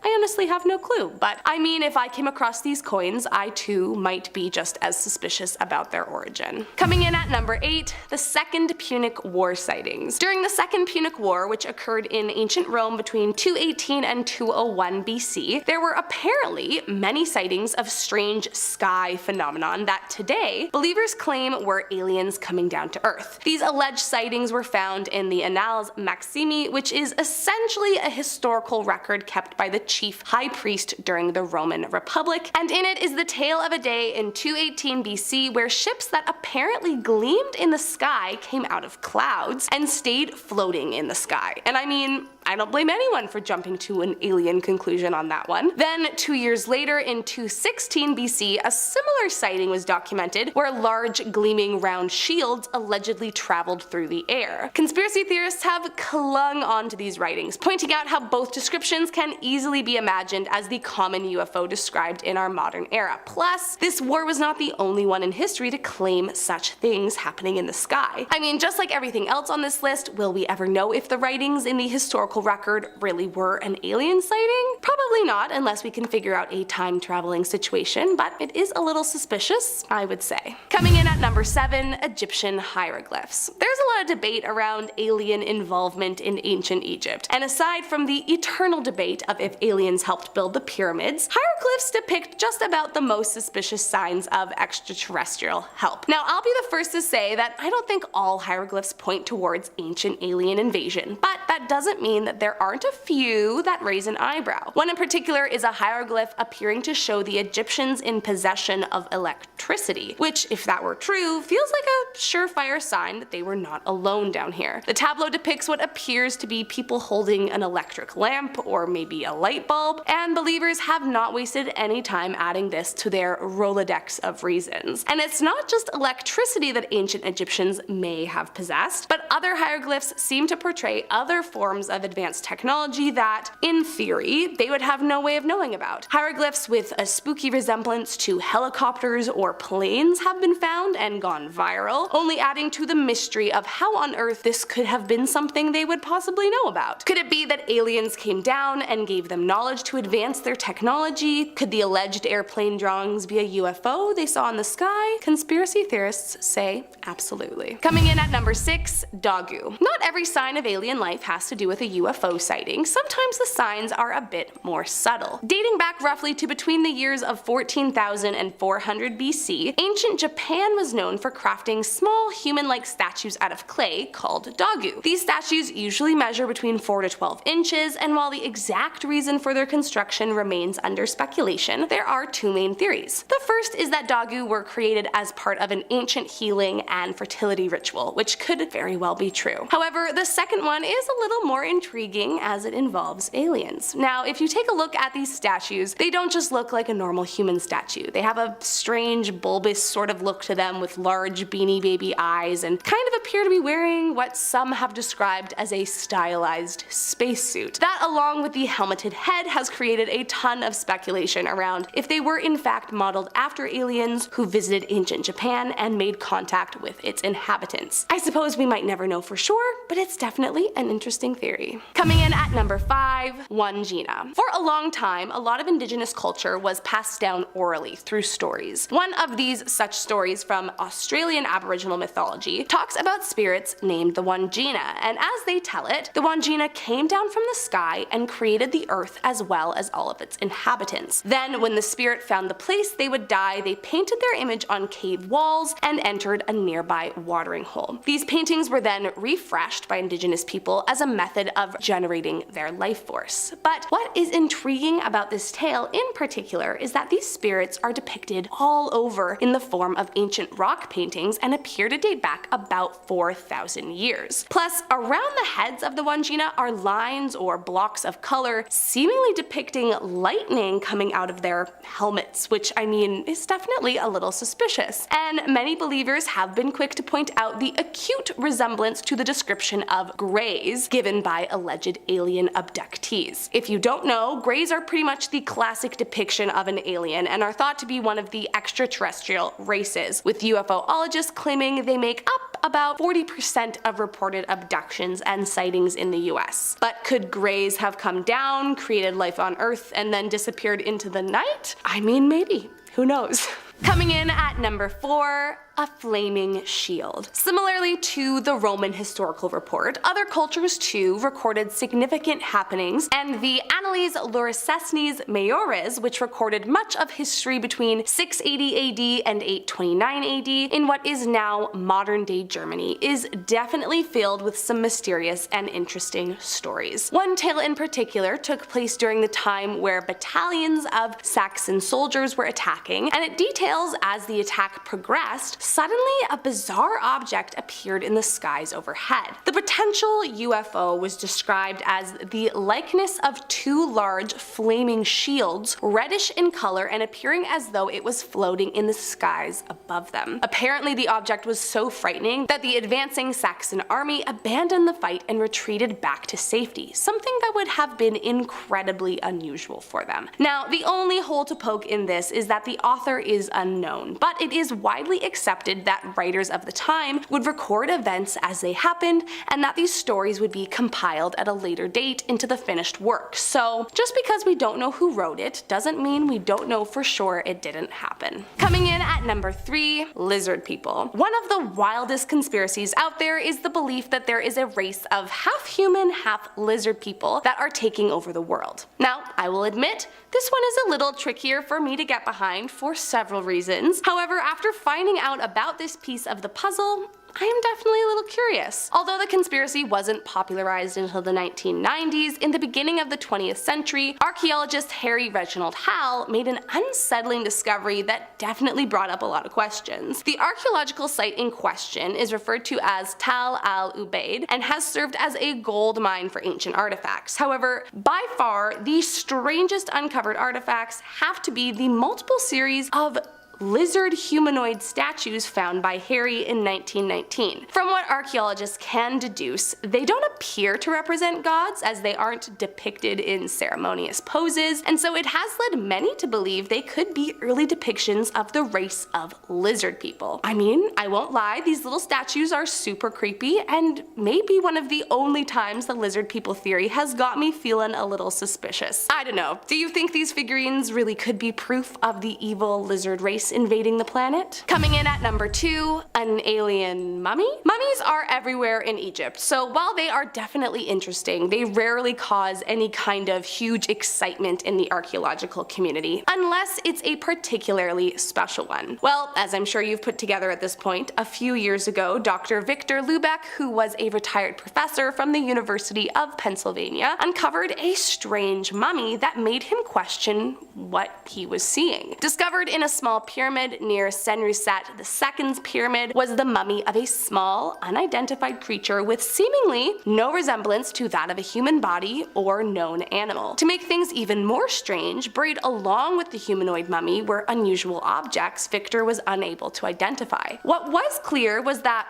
whatever this was mummified with great respect and care, and an inscription was found on the tomb that roughly translates to star or sent from heaven. The running conspiracy theory is that it was an alien who was involved in some way with advising the pharaoh Senusret II, which would explain his royal treatment and careful mummification. I mean, it's definitely unsettling and absolutely an unusual find, but is it an alien? I mean, I guess it could be. And last up today on our number 1 spot, the Sumerian civilization. The ancient Sumerians were a group of people that suddenly became established in Mesopotamia circa 2900 BCE. No one is quite sure where they came from originally, but there is a general conspiracy that is well documented that their origins were not from planet Earth. According to a series of ancient texts, the Sumerians were created by an alien race called the Anunnaki, who came to Earth after their planet Nibiru collided with another planet in the solar system. The aliens found themselves in a short supply of gold and saw that Earth was in high supply, so they landed here and supposedly created a new species that was half alien, half human to mine the gold for them. Now, it does sound a little crazy, but the Sumerians did have advanced scientific, agricultural, and technological knowledge, as well as an acute understanding of the solar system, which was highly advanced at their time. Researchers have recorded clay pot batteries that still contained electrodes, a flyable model airplane, as well as an unexplainable capability to cut large stones with exact precision. Not to mention, similarly to the Egyptians, Sumerians seemed familiar and depicted drawings of rockets, airplanes, and helicopters on certain artifacts from their time too. And if that didn't make you even just a bit curious, they have also discovered mitochondrial DNA evidence linked to a woman in Africa dating more than 100,000 years ago near a gold mine. While of course we might never know for sure, the legend of the Anunnaki has made even some of the biggest skeptics question the reality of aliens. Number 10, James Webb and the Big Bang. Okay, here we go. We'll kick off with some recent news. The James Webb Space Telescope has of course been blowing our minds casually for a couple years now. Since his departure up into space back in 2021, James Webb Space Telescope has been showing us these beautiful displays that we never dreamt of ever seeing. Stars so faint and so far away that until this point, well, we had no idea they were even there. For example, last week the James Webb Space Telescope found new, well rather old, galaxies that look like tiny red spots. Now, by analyzing the light emitted by these galaxies, astronomers can conclude that these galaxies were born 500 to 700 million years after the Big Bang. Now, these galaxies shouldn't be this old, this far away, considering they were born so soon after the Big Bang. Doesn't make any sense. Shouldn't be there. Shouldn't be that old. It's like seeing your grandma younger than you somehow. You're like, that's, no. Timeline-wise, that shouldn't make any sense. What in the Avengers is going on? Are these aliens before the Big Bang? We have no idea. This is a week ago. Comment your thoughts down below. I think it's aliens for sure. Number 9, ancient Sumerians. Alright, we'll go old, but not as old as that red dot. The Mesopotamian civilization was formed in what's now Iraq and Kuwait. Now, these civilizations began around the Neolithic Revolution, so somewhere around 12,000 BCE. Now, they're sometimes referred to as the cradle of civilization because, of course, they're old. Mesopotamia was one of the first places to develop agriculture, being right in the middle of Egyptian and the Indus Valley civilizations. And of course, we have to mention these ancient Sumerian tablets. Now, in these tablets, we start to question history. In 1842, British archaeologist Austin Henry Layard discovered ruins of this royal archive. Thousands of tablets made of clay. The world's oldest overdue library books, pretty much. Now, these tablets showed Sumerians engaging in a social night with a scene that depicts a banquet from around 26,000 BC. It was the world's first bender, actually, if I'm being historically accurate. Ancient gods of Mesopotamia were said to have wings and the ability to control all of humanity. These gods were 8 feet tall, or they could have been aliens from another planet. Again, we don't know. Could be gods, could be aliens, could be neither. Drawings of a very tall man, like me, who knows. The Sumerians wrote one of the oldest tales in human history. It's called the Epic of Gilgamesh. So maybe these alien gods inspired them and inspired literature. Who knows? I'd probably write a book if 8 foot tall winged gods landed on my crops for sure. I'd write a journal or two. Number 8. The Madonna with Saint Giovanni. All right, going back to some art for this one. In art history, even in our ancient history, there have been writings and paintings of the, well, potential extraterrestrial variety. As one example shows, the 15th century painting, The Madonna with the Saint Giovanni, depicts the Virgin Mary. Also, in the background of this painting, features some sort of hovering disc-like object that looks, well, it looks a lot like a UFO. No? I don't know. I can't really describe this. This isn't the only example, however, as we've seen other sorts of otherworldly beings in ancient cave paintings and other Sanskrit scrolls. There are even some people who swear that it's also written in the book of Ezekiel. Aliens are pretty OG. It certainly says something that potential alien sightings have existed since, well, that far back in our human history, so it must either point to proof of alien existence or just humans being obsessed with conspiracies of alien existence. I'm on the latter side. I really want aliens to be real, but I don't think so. I don't know. Number 7, the Nazca Lines. We've all heard of alien crop circles at one point or another. I remember watching the movie Signs when I was younger, and well, then I couldn't sleep for 28 years. That's awesome. That birthday party scene? Never again. Thank you so much. Yeah, that scene. Remember that one? So scary, right? Aliens. Just 200 miles southeast of Peru, we can find hundreds of markings etched into the earth. Now, they're massive pieces of art, almost like crop circles, but, you know, without the farming stuff. More intimidating, more, you know, stone. The biggest ground graffiti spans over 1,200 feet, and you've probably seen it, hopefully not. Many believe that this was an ancient ritual for water. Given its location, well, that theory certainly checks out. Another theory written in 1968 in Eric von Daniken's book, Chariot of the Gods, suggests that ancient Nazca Lines was a site for ancient alien visitors. Like a landing pad almost. Airport, there it is, one of those. Leaving behind knowledge in the form of these massive doodles and, well, technology. Number 6, the USS Nimitz. Alright, I couldn't imagine a worse place to find alien life than in the middle of the ocean. Ugh, that's creepy. Although I will argue that an octopus is completely alien. That's messed up. They shouldn't exist. November 2004, the USS Princeton is a part of the USS Nimitz strike group, and they noted this craft, a UFO, a UAP rather. That's what they're calling them now, UAP. Now, at first they saw this craft not in the sky, but under the sea, which is interesting because the Go Fast video that we've always been looking at with that thing whipping through the air seems like it's coming from the ocean. The ocean is very unexplored, so there could be a plethora of aliens just waiting down there. Who knows? I certainly hope not, but who knows? A few moments later, this white tic-tac shaped alien craft came out of the water, and a white tic-tac shaped UAP, always egg-shaped in history, that's always a fun sign. Then 2 FA-18 fighter jets were flying above it, and as earlier reports put the egg 80,000 feet above the water, so of course that's when they had to fly in. They saw it fly up, whip through the air, and then again, they saw it dip into the ocean with no exhaust, no infrared, didn't pick up anything, nothing like that at all. It just shot away at 3 times the speed of sound, underwater, gone. Can aliens go underwater too? That's a little bit OP, it's not fair. Number 5, Oumuamua. This one here has scientists and Reddit users all fighting alike. So just a few years ago, scientists all agreed that we had found an object that was flying through our solar system, and they called it Oumuamua. It was widely agreed upon that it was an interstellar comet that had somehow swung out from another star and ended up near us at a very high velocity. But upon closer examination, they realized that something was propelling this and causing it to accelerate, and this is when the debate started. A.V. Loeb, who is a Harvard University astrophysicist, proposed the idea that rather than a comet, this could be an alien probe that is being pushed by a light sail. A light sail is a very wide but extremely thin piece of material that could be accelerating this, you know, space cigar. Other scientists didn't agree with this. Fair, I mean more than fair. And instead they believed that this is possibly the hydrogen ice could have been melting off the object in a way that would mimic a rocket or something that can propel it in nature. But in August of last year, A.V. wrote in a study that hydrogen ice is too easily heated and it would have melted off long before this, long before it reached our solar system. So really don't know what's propelling this massive space cigar. So we think aliens. Do I think aliens? Maybe. I don't know. I'll never tell. Number 4,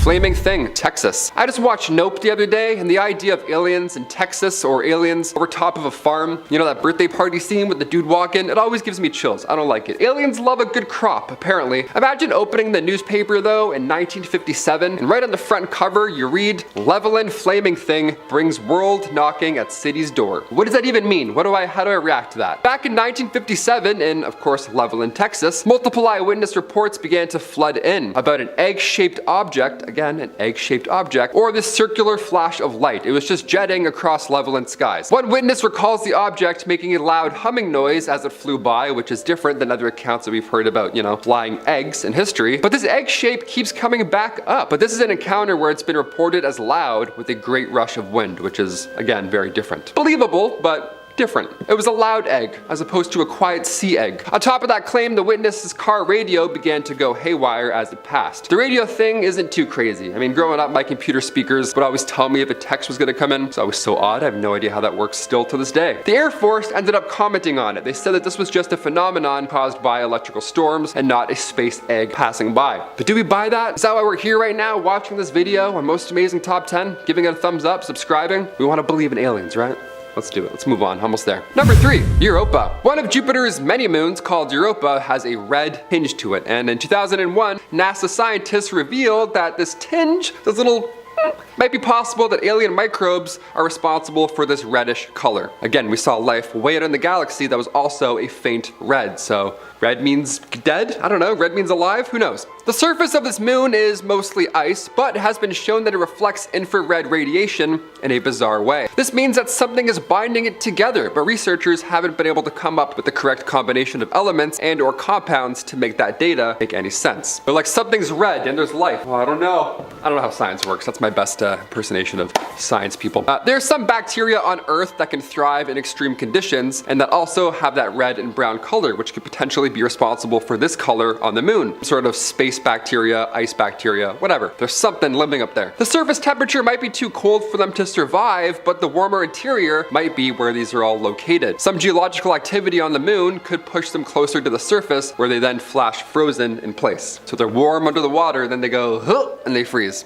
That's a horrible way to go out. Little space bacteria. Number 2, O'Hare Airport. A UAP spotted in the airport. Worst place to see it, in my opinion. Are you sure it wasn't an airplane? Heard there's a few over there. The day was November 7th and the year was 2006. Flight 446 was gearing up with passengers and luggage, of course, ready to fly to North Carolina from Chicago's O'Hare International Airport. But the flight was a tad delayed due to the hovering metallic craft hovering above all the planes. Yeah, can't really take off when that shiny ball's in the way. 12 United employees and others were just there to fly out. It was 4:15 p.m., so it wasn't at midnight. Nobody was tired. Nobody was delirious. It was clear as day. It was a business day, otherwise. And everyone saw this. Witnesses watched it hover for around 5 minutes before it eventually zipped off back into the sky. It even pushed through clouds, so people say it wasn't a balloon. This report was one of the most read stories on the Chicago Tribune's website. I mean, of course, it's about aliens. But eventually it was deemed a weather phenomenon, because, why, of course it was, wasn't it? The UFO was not seen on the radar, or any radar for that matter, so now we're just gonna go off what people said that many years ago. Although last week we saw 3 balloons and have no idea what they were, so we'll never find out at this rate. And finally, number 1, 2021 UFO. February 21st, 2021, a blogger was using a radio scanner to try and pick up the feed from an aircraft, but they received much more than they ever expected. They intercepted the transmission of the wrong aircraft, but at the right time, it seems. As an American Airlines flight was headed from Cincinnati to Phoenix around 1:20 p.m., the pilot came on the radio to ask a question. Do we have any targets up here? Also, what an odd question to ask while you're flying. The voice continued, we just had something go right over top of us. Now after this, he followed up with, I hate to say this, but it looked like a long cylindrical object that almost looked like a cruise missile type of thing moving really fast over top of us flying. Yeah, not where you want to see anything in the air around you. You don't want to see anything that looks like that in the air. No, that's so scary. Not only were FAA air traffic controllers not able to see any object in the area on their radar scope, but they still haven't been able to identify what that could have been. Just a rogue something flying by. Nice, that's calming. Glad I went flying yesterday. This does happen more often than any of us really know. Like I said, we had 3 balloons pop up and we have no idea where half of them went or what happened to them. But it's possible this object could have been part of some sort of covert military or Navy operation, but it certainly raises some alarm bells. We don't want to do any tests beside a swoosh airline. Probably not dangerous.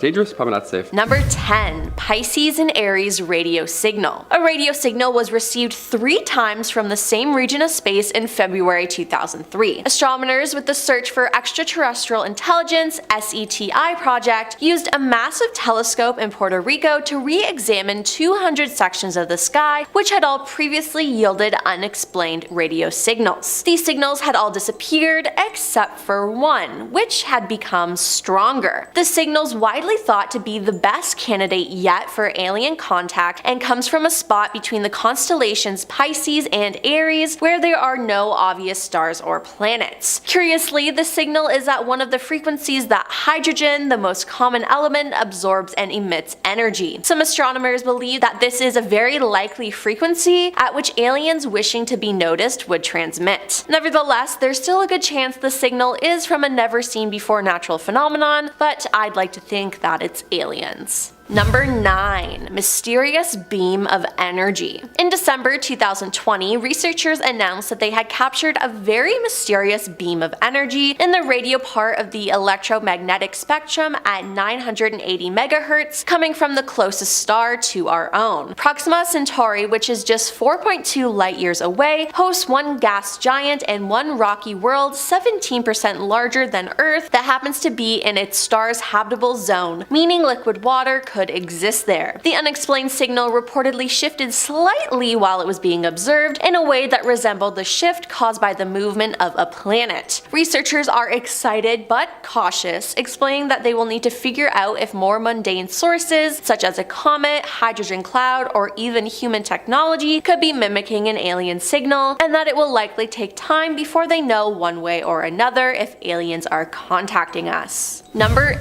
8. Milky Way signal. On April 28, 2020, two ground-based radio telescopes detected an intense pulse of radio waves within the Milky Way. It was the first time an FRB had ever been detected within our galaxy, and despite only lasting a millisecond, it was almost impossible to miss. Located just 300,000 light years away from Earth, the FRB was picked up by the Canadian Hydrogen Intensity Mapping Experiment, CHIME, and the Survey for Transient Astronomical Radio Emission 2, STARE-2. CHIME wasn't even looking in the right direction, and we still saw it loud and clear in our peripheral vision, said Kyoshu Masu, assistant professor of physics at the Massachusetts Institute of Technology. STARE-2 also saw it, and it's only a set of a few radio antennae literally made out of cake pans. April 2020's discovery was also notable for being the most energetic radio blast that astronomers have recorded in the Milky Way. But what made it most exciting is that scientists are now closer to determining the origin of FRBs. They've been billions of light years away, making them a lot harder to study, but now there's one close by. Number 7. Mysterious signals from a distant galaxy. The CHIME Observatory found 13 FRBs, and among it was a very unusual repeating signal coming from the same source about 1.5 billion light years away. Such an event has only been reported once before by a different telescope. Knowing that there is another suggests that there could be more life out there, said Ingrid Stairs, an astrophysicist from the University of British Columbia. And with more repeaters and more sources available to study, we may be able to understand these cosmic puzzles, where they're from, and what causes them. The telescope detected 13 of the radio bursts almost immediately, including the repeater. The research has now been published in the journal Nature. We have discovered a second repeater, and its properties are very similar to the first repeater. This tells us more about the properties of the repeater as a population, said Sir Harsh Tendulkar of McGill University, Canada. Number 6. Star closest to the sun radio signal. An as yet unexplained radio signal appears to be coming from the direction of the star closest to the sun, a small red star roughly 4.2 light years away called Proxima Centauri. Adding to the excitement, at least 2 planets orbit this star, one of which might be a temperate and rocky like Earth. Breakthrough Listen, a decade-long search for alien broadcasts from the nearest million stars, was using Australia's Parkes Observatory to study Proxima Centauri when the team detected the signal, which they dubbed BLC-1. The radio waves were picked up in observations made between April and May 2019. While processing those observations in the summer, Shane Smith, an undergraduate from Hillside College in Michigan working with Breakthrough, spotted BLC-1 apparently radiating from the star. Although the signal is faint, BLC-1 passed all the tests the Breakthrough team uses to filter out millions of signals generated by humans. It was narrow in bandwidth, appeared to drift in frequency, and disappeared when the telescope shifted its gaze from Proxima to a different object. Over the following days, 4 similar signals appeared, although some have been ruled out as radio interference. It's pretty expected that every now and then you'll see something weird, but this is interesting because it's something that's weird and that we have to think about the next steps, says Sophia Sky, a graduate student at Pennsylvania State University and the Breakthrough team member leading the signal analysis. Number 5. farthest radio signal from a galaxy. Astronomers using a radio telescope in India have captured the most distant ever radio signal from a galaxy. This signal came from a galaxy called SDSS J0826 plus 5630 that exists 8.8 billion light years away. That essentially means that it exists closer to the Big Bang than any other galaxy previously detected using radio astronomy. A galaxy emits different kinds of radio signals, said Arnab Chakraborty, a postdoctoral researcher who studies cosmology at the Department of Physics at McGill University in Montreal, Canada. Until now, it's only been possible to capture this particular signal from a galaxy nearby, limiting our knowledge to those galaxies closer to Earth. The researchers from both Montreal and India used the giant meter wave radio telescope in Pune, India, to capture the signal at a specific wavelength called the 21 centimeter line. The signal from the galaxy was emitted when the universe was only 4.9 billion years old, but because the universe is expanding, it took 8.8 billion years to reach the telescope. Wow. This breakthrough proves that it's possible to observe faraway galaxies using low-frequency radio telescopes. This will help us understand the composition of galaxies at a much greater distance from Earth, said Arnab. Number 4. Radio signal heartbeat. Astronomers at the Massachusetts Institute of Technology have picked up repetitive radio signals from a galaxy billions of light years from Earth. Scientists have not been able to pinpoint the exact location of the radio waves yet, but the signals have been occurring steadily and last up to 3 seconds. Most fast radio bursts, or the FRBs, only last a few milliseconds. Within this window, the team detected bursts of radio waves that repeated every 0.2 seconds in a clear periodic pattern similar to a beating heart, MIT said in a statement. On December 21, 2019, researcher at the Dominion Radio Astrophysical Observatory in British Columbia, Canada, picked up signal of a potential FRB according to the MIT statement. Not only was it very long, lasting about 3 seconds, but there were periodic peaks that were remarkably precise, emitting every fraction of a second, boom boom boom, like a heartbeat, said Danielle Michelli, a postdoctoral researcher in the Massachusetts Institute of Technology's Calvi Institute for Astrophysics and Space Research. This is the first time the signal itself is periodic. Data on the bursts, including their frequency and how they change based on where the source is located in proximity to Earth, could help researchers determine at what speed the universe is expanding. Number 3.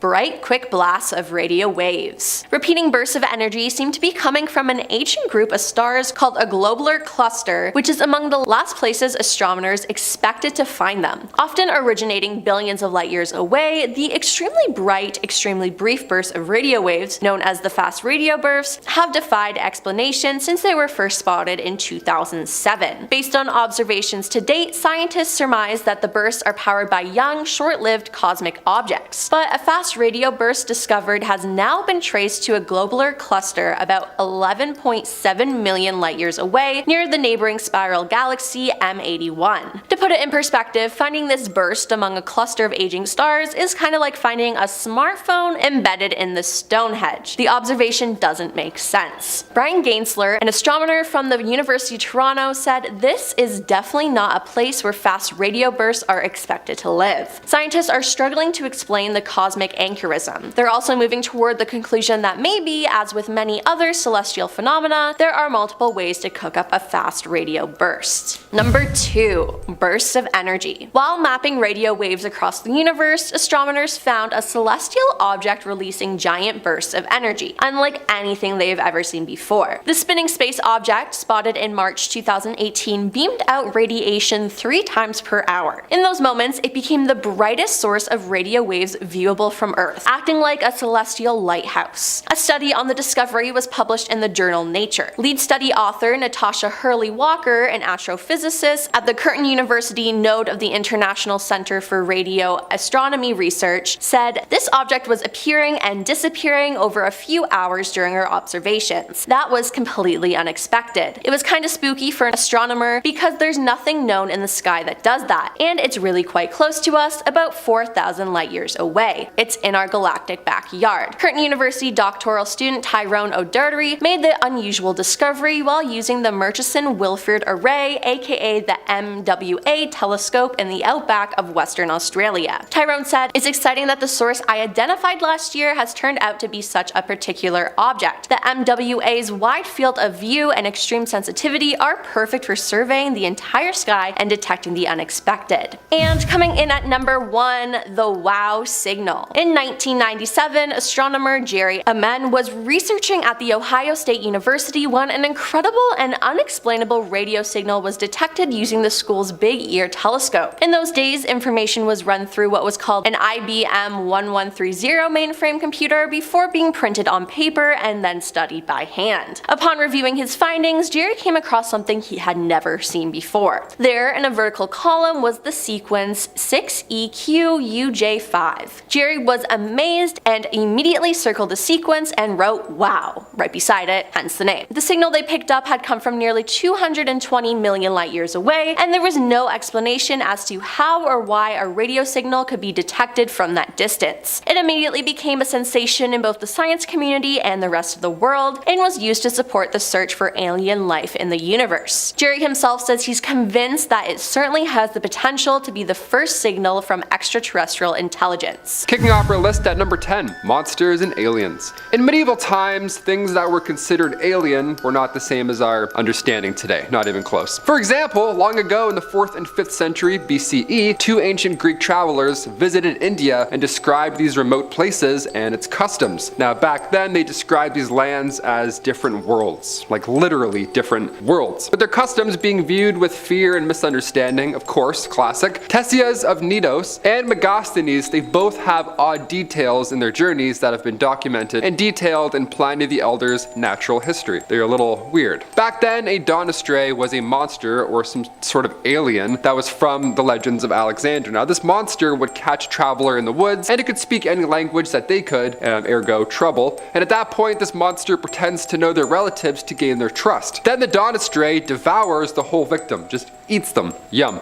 Eventually this monster got a reputation for having a lion's head, and the whole eating people thing, well, perhaps it was just a lion. That could have been the case. Also mentioned in natural history are Tartars. Back then, Tartars were believed to have come from a different world, specifically that of hell, when in reality they were the ferocious Mongols that invaded Europe in the Middle Ages. Not from hell, not even close. After they conquered Poland in the 13th century, it was believed that they came from hell. That's how scary they were. They weren't aliens, they weren't monsters, they were just Mongols. That's all. Maybe they're just Mongols flying up still. We have no idea. Number 9, the baptism of Christ. Alright, let's get to some proof of this, out of world alien life. Not a lion, let's talk about flying ships, right? That's why we're here. In the form of art too. How lovely and jarring is that? Currently displayed in the Fitzwilliam Museum in Cambridge lies the baptism of Christ. A painting created by the Dutch artist Erik de Geld back in 1710. Now this painting of his is considered proof to some of some secret knowledge to the public. Now the painting shows these 4 massive beams of light coming down from what appears to be a disc-like object onto, of course, the baptism happening below. Some good alien lighting, that's good. It's almost like this lighting here, but,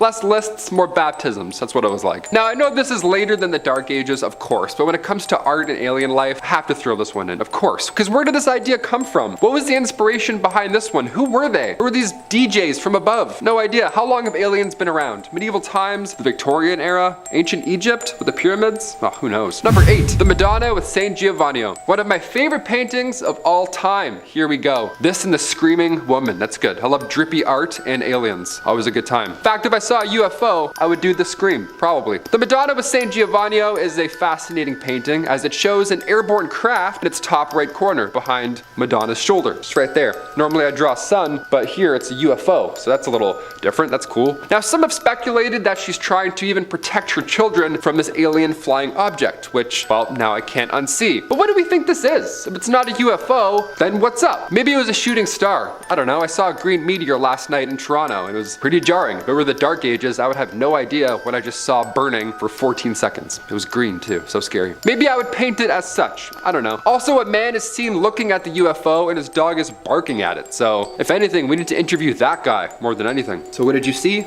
Okay. And what did your dog see, more importantly? Number 7, aliens and wonders. When we look back at the Dark Ages, we don't have have much. I mean, really, we have a few paintings, some books. In comparison to all the documentation we have today, we have no idea how much we're missing in history at that time. Aliens in the Dark Ages were often these illustrations of monsters or odd humanoid creatures. Now, these monsters were actually used to depict social groups that did not adhere to the standards of these, old white Christian men, essentially. This painting of a siren, for example, it's a bird, woman, monster, she's in the ocean doing something, she's naked. This originated in Greek mythology. She is surrounded by men who've drowned after being lured to her by probably sung. Now, the imagery of the siren suggests that the feminine corruption is ultimately responsible for the downfall of men, right? Not that sirens are real, that they're flying drones in and out of the oceans. I mean, today I can't explain those drones going in and out of the oceans, but do I think that they're naked women flying around? No, I mean, but no, probably not. Number 6, medieval sky battle. Short and sweet, this one here. Okay, this looks like the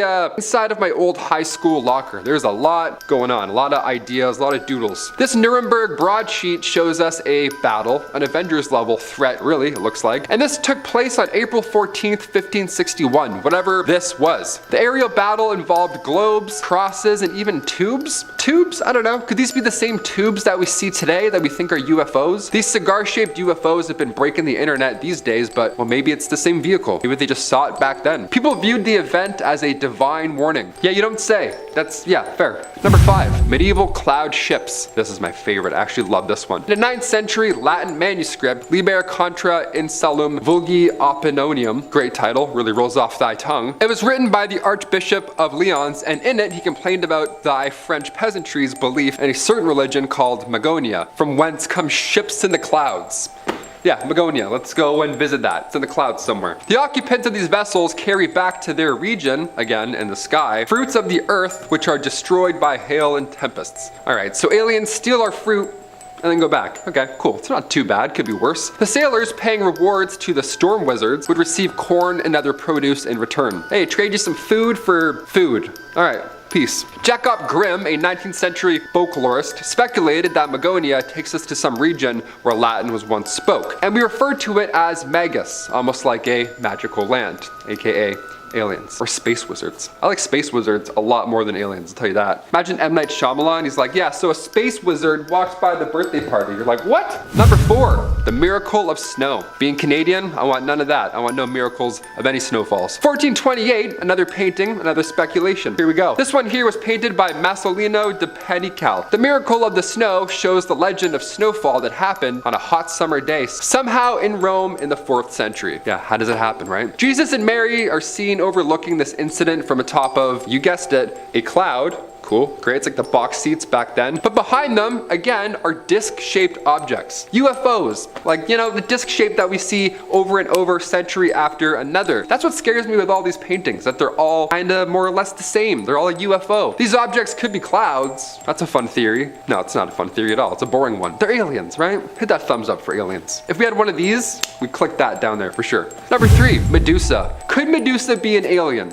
With the snake, hear me out, let's talk about it. Another one of the most recent paintings on our list is Medusa by Caravaggio. Now, we all know the story of Medusa, right? This woman with snakes for hair that when you look at her, you turn to stone. That's a nice fun story before you go to sleep. And this painting here really captures her essence, perfectly. Her beauty, her grace, and her eyes that you can't really look at in real life. Now we can see her, right? In this horrific moment. This painting was meant to be a depiction of the defeat of Medusa, and legend goes that Perseus, who is the son of Zeus and Danae, he was given a shield by Athena. Pretty helpful shield. They're like, thanks Athena, that'll probably help in battle. He took this shield to battle Medusa herself, and he managed to outsmart her by letting her catch a glimpse of her own reflection in the shields. Yeah, gotcha. Made you look, Medusa. And then she turned herself into stone, and that's when he took his sword and then ended her life in a certain way that involves this being off of her body. I won't say the word, but you know what's up. This is the moment that the painting is portraying. The painting was created by Michelangelo in 1597, and it was the second of this kind, which is honestly really creepy. But again, where did this inspiration come from?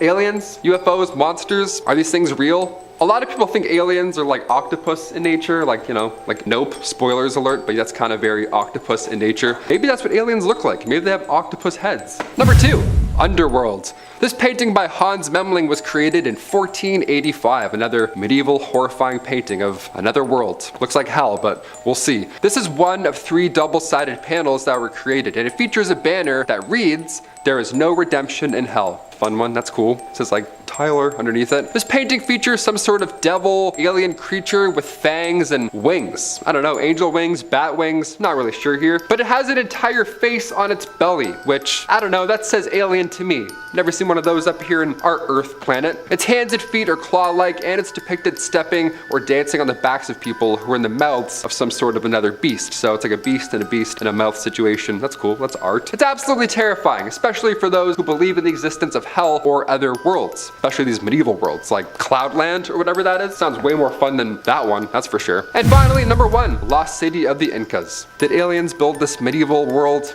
No, probably not, but it's a fun one to end on, right? Currently a wonder of the modern world, Machu Picchu was built over 500 years ago. It was first discovered in 1911 by archaeologist Hiram Bingham. Now originally, he and a small team were heading out to find the ancient city of Vilcabamba. But during their commute from Cusco, they found, well, this ancient city instead. They're like, hey, I mean, also pretty good. Many of these stones, of course, weighed a lot, over 50 tons, impossible to move. And with Machu Picchu translating to Old Mountain, this seems like an impossible build from the Inca. Should be like, this is like tripping me out as I'm talking about it. I'm like, how did they do it? This makes no sense. The city is designed perfectly. I mean, after 500 years of foul weather, even earthquakes, nothing's destroyed this ancient city. No idea how they did it. Probably aliens, just like they did the pyramids, right? Elon Musk thinks that aliens built the pyramids, so I mean, if he's saying that, right? Starting us off at number 10 is Saint Wolfgang and the Devil. Famously painted by Michael Patcher during the 15th century, St. Wolfgang and the Devil is said to be based around a legend of St. Wolfgang, the Bishop of Regensburg, during the 10th century. As the legend goes, St. Wolfgang saw a church within his heart and vowed to build it. One day he struck an axe to the ground in the place where it was to be built, but after having trouble finding someone to help him, he managed to enlist and trick the devil into building the church for him. There's a lot more to it,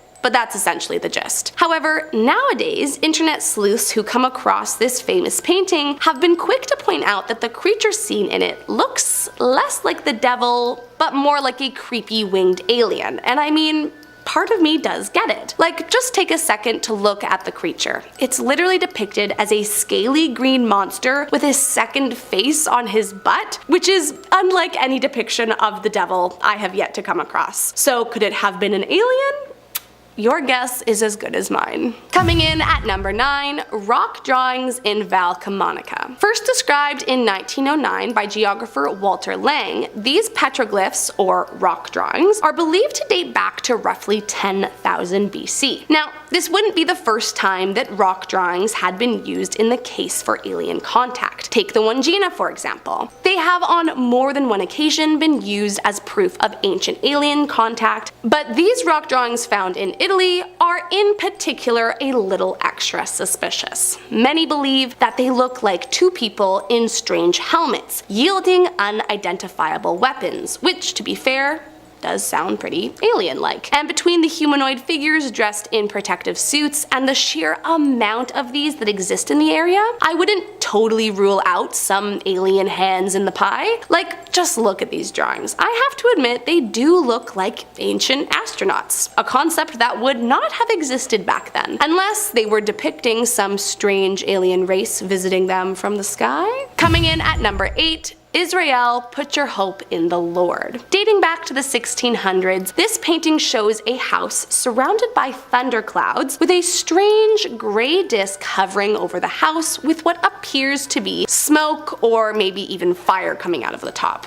And I mean, it's hard to not get the UFO claims on this one. Some who wish to disprove the alien spaceship theory have pointed out it's probably meant to represent God, wielding a shield, hence the gray circle coming down from the sky. And to be fair, I can see that being true.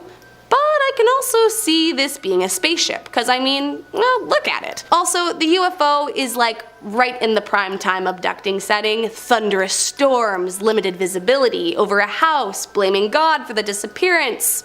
I mean, it's got all the pieces. The only question is, which one is true? Coming in at number 7, Strange Silver Man. Dating back to 700 BC, when it was first discovered in the frosty Altai region where the Russian and Chinese borders meet, archaeologists first believed it would have belonged to the Scythian people, a notoriously aggressive tribe with a reputation that preceded them in their time. Apparently, the warriors were well known for killing their enemies and drinking their blood out of a bowl fashioned from their skull. So yeah, some scary folks. However, if it was an artifact from then, what was it meant to represent? Once the picture got out to the public, many people were saying that this mysterious figure was more like a spooky spacesuit wearing alien than anything else. Begging the question, was it made by aliens or made by the Scythians for the aliens?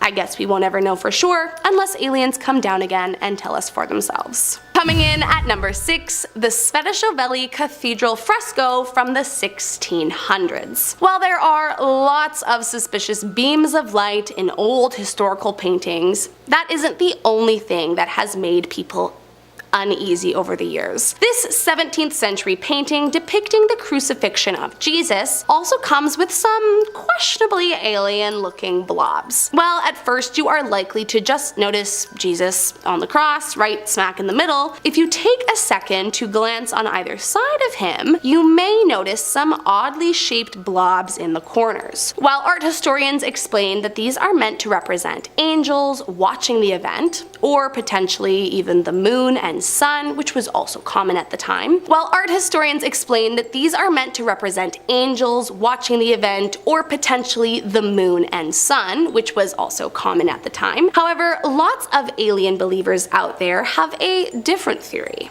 that they are UFOs. Now, if you ask me, they look a little bit more like jellyfish than anything else, but I do see the UFO resemblance. Now, to be fair, some believers of the conspiracy have also suggested it could be a mix of both. Maybe aliens came down from the sky, but people just assumed they were angels since, well, what else would have been coming down from the sky? If only we could travel back in time to see what was really there. Coming in at number 5, the Tomb of Pakal. Ruler of the Mayan city in Palenque, the Tomb of Pakal is considered one of the most important archaeological discoveries. The tomb itself was found in the Temple of Inscriptions, but it's the story that appears to be dictated on the lid of the tomb that has captured the attention of ufologists across the globe. Said to communicate how Pakal's soul is going to make its way back to the stars from where he originally came. To undertake this journey, it's said he will use the monster of the sun, or what some nowadays might call a spaceship. Now, if you look at how Pakal is seated, it is strangely similar to how an astronaut sits while preparing for takeoff. And if you look closely, it does appear that there is something attached to his nose. Some say that it could be an air supply of some sort, plus at the bottom of the alleged aircraft, some argue that the waves appear to be fire and smoke, just like a modern day rocket. I mean, there are definitely some parts I can understand, but art is often open to interpretation, so it's hard to say what could be a literal depiction of a rocket and what could have just been some noodling around. But many still believe it is just too specific to be a happy accident. Coming in at number 4, the Loladov plate. First found near the end of World War II in Nepal by Polish professor Sergei Loladov, unlike most artifacts, this piece wasn't uncovered, but rather purchased. Immediately, he knew something was different about this piece. It appeared to date back to roughly 7000 BC and was covered in mysterious, seemingly extraterrestrial depictions. Most obviously, the humanoid creature in the middle that bears a striking resemblance to the gray alien species, but also the surrounding creatures and, most importantly, how close the disc itself resembles an alien UFO. Next, he showed it to a fellow professor, Robin Evans, who studied ethnology, and knowing that there was something very special about this piece, wanted to know more. So in 1947, Robin Evans organized an expedition to Tibet. Once there, he befriended the locals and learned the language so that he could interview the religious leader Lurgan La to find out more about where this strange disc had come from. According to the leader, the disc was made by the Zopa people, who crash landed in the area around 1014 CE and happily lived there for for thousands of years. These people explained that they had come from a planet in the Sirius star system and were unable to return home as they had broken their ship when landing. So, what do you think? Could the disc have been a real creation made by aliens that crash landed in Tibet thousands of years ago? Coming in at number 3, the baptism of Christ from 1710. One of the most common depictions that often point towards proof of alien life in historical art is a strange beam of light. And while the usual excuse is that it's meant to be a star, an angel, or a depiction of the Holy Ghost, I have to admit this painting does seem a little suspicious.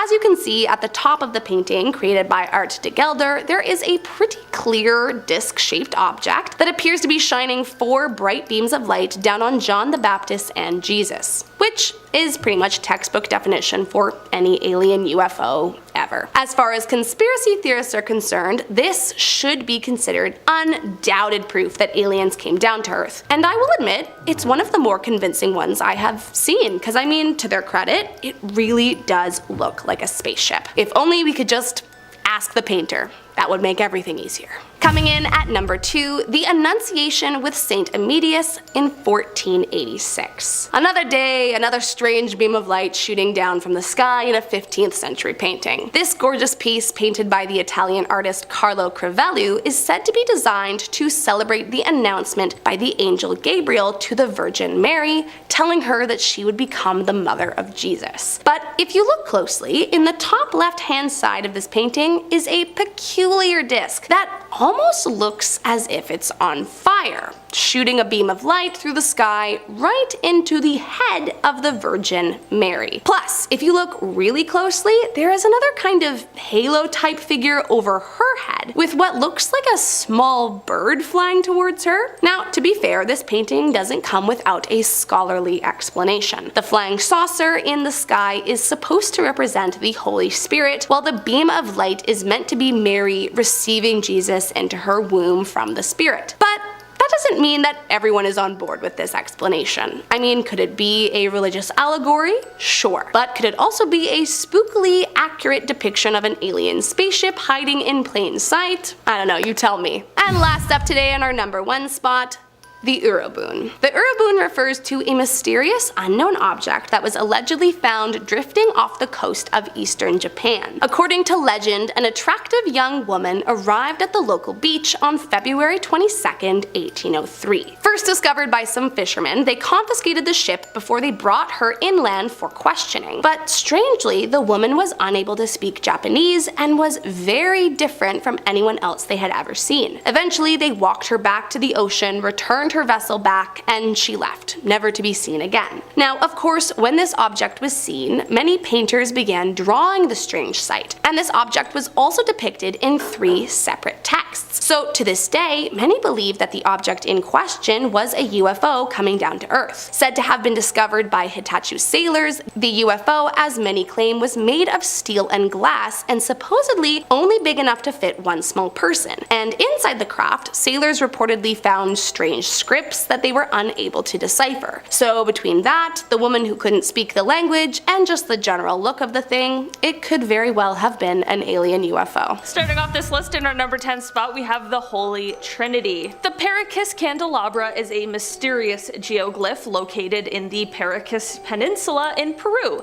It is a large figure carved into the side of a hill measuring over 180 meters in length, and it is visible from the sea. The geoglyph depicts a candelabra-like figure with a central stem and 3 branches extending outwards. Cactus-like, some would say. The exact age and purpose of the Paracas candelabra remains unknown, but it is believed to have been created by the Paracas culture who inhabited the region from 800 BCE to 100 BCE. In other words, it's very old. This geoglyph is now considered an important archaeological site and a cultural landmark of Peru, attracting tourists and researchers who are all of course intrigued by its history and symbolism. The stuff just blows my mind. In our number 9 spot today, we have the Dark Ages tomb. Looking back to the Dark Ages in Shamir Heights, northern Israel, this tomb is quite large. Made up of 400 tons of boulders and stretching 65 feet wide, this burial chamber goes back 4,000 1,000 years. It could mean that humans were part of an organized society that long ago, especially considering the art that they found on the ceiling inside the dolmen. This is the first time art has been documented in one of these chambers in the Middle East, and we haven't quite figured out what the ceiling carvings depict yet. So far, we think arrows or anchors. Inside the actual grave, there were 3 sets of human remains, so it has been used for quite a while. While excavating the ancient grave site, archaeologists also found colored beads. One of the most intriguing parts of the grave has to be the lines carved in the ceiling. All those lines connecting to one arc. What does it mean?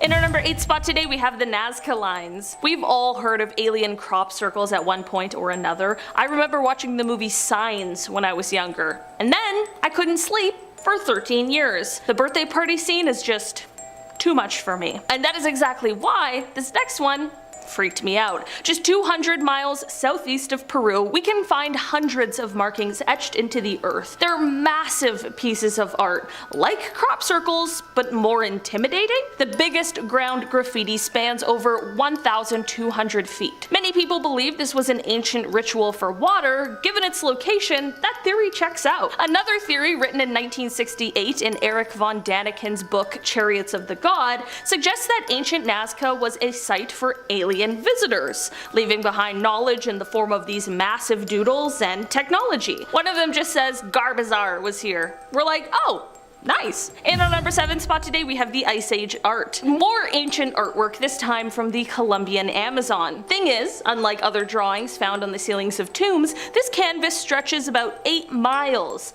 The paintings are even more impressive, dating back to 12,000 years ago. These were made near the end of the last Ice Age. Thousands of paintings, by the way, not just a handful of arrows either. These were found in 2017, but it was only last year when they went public with the findings.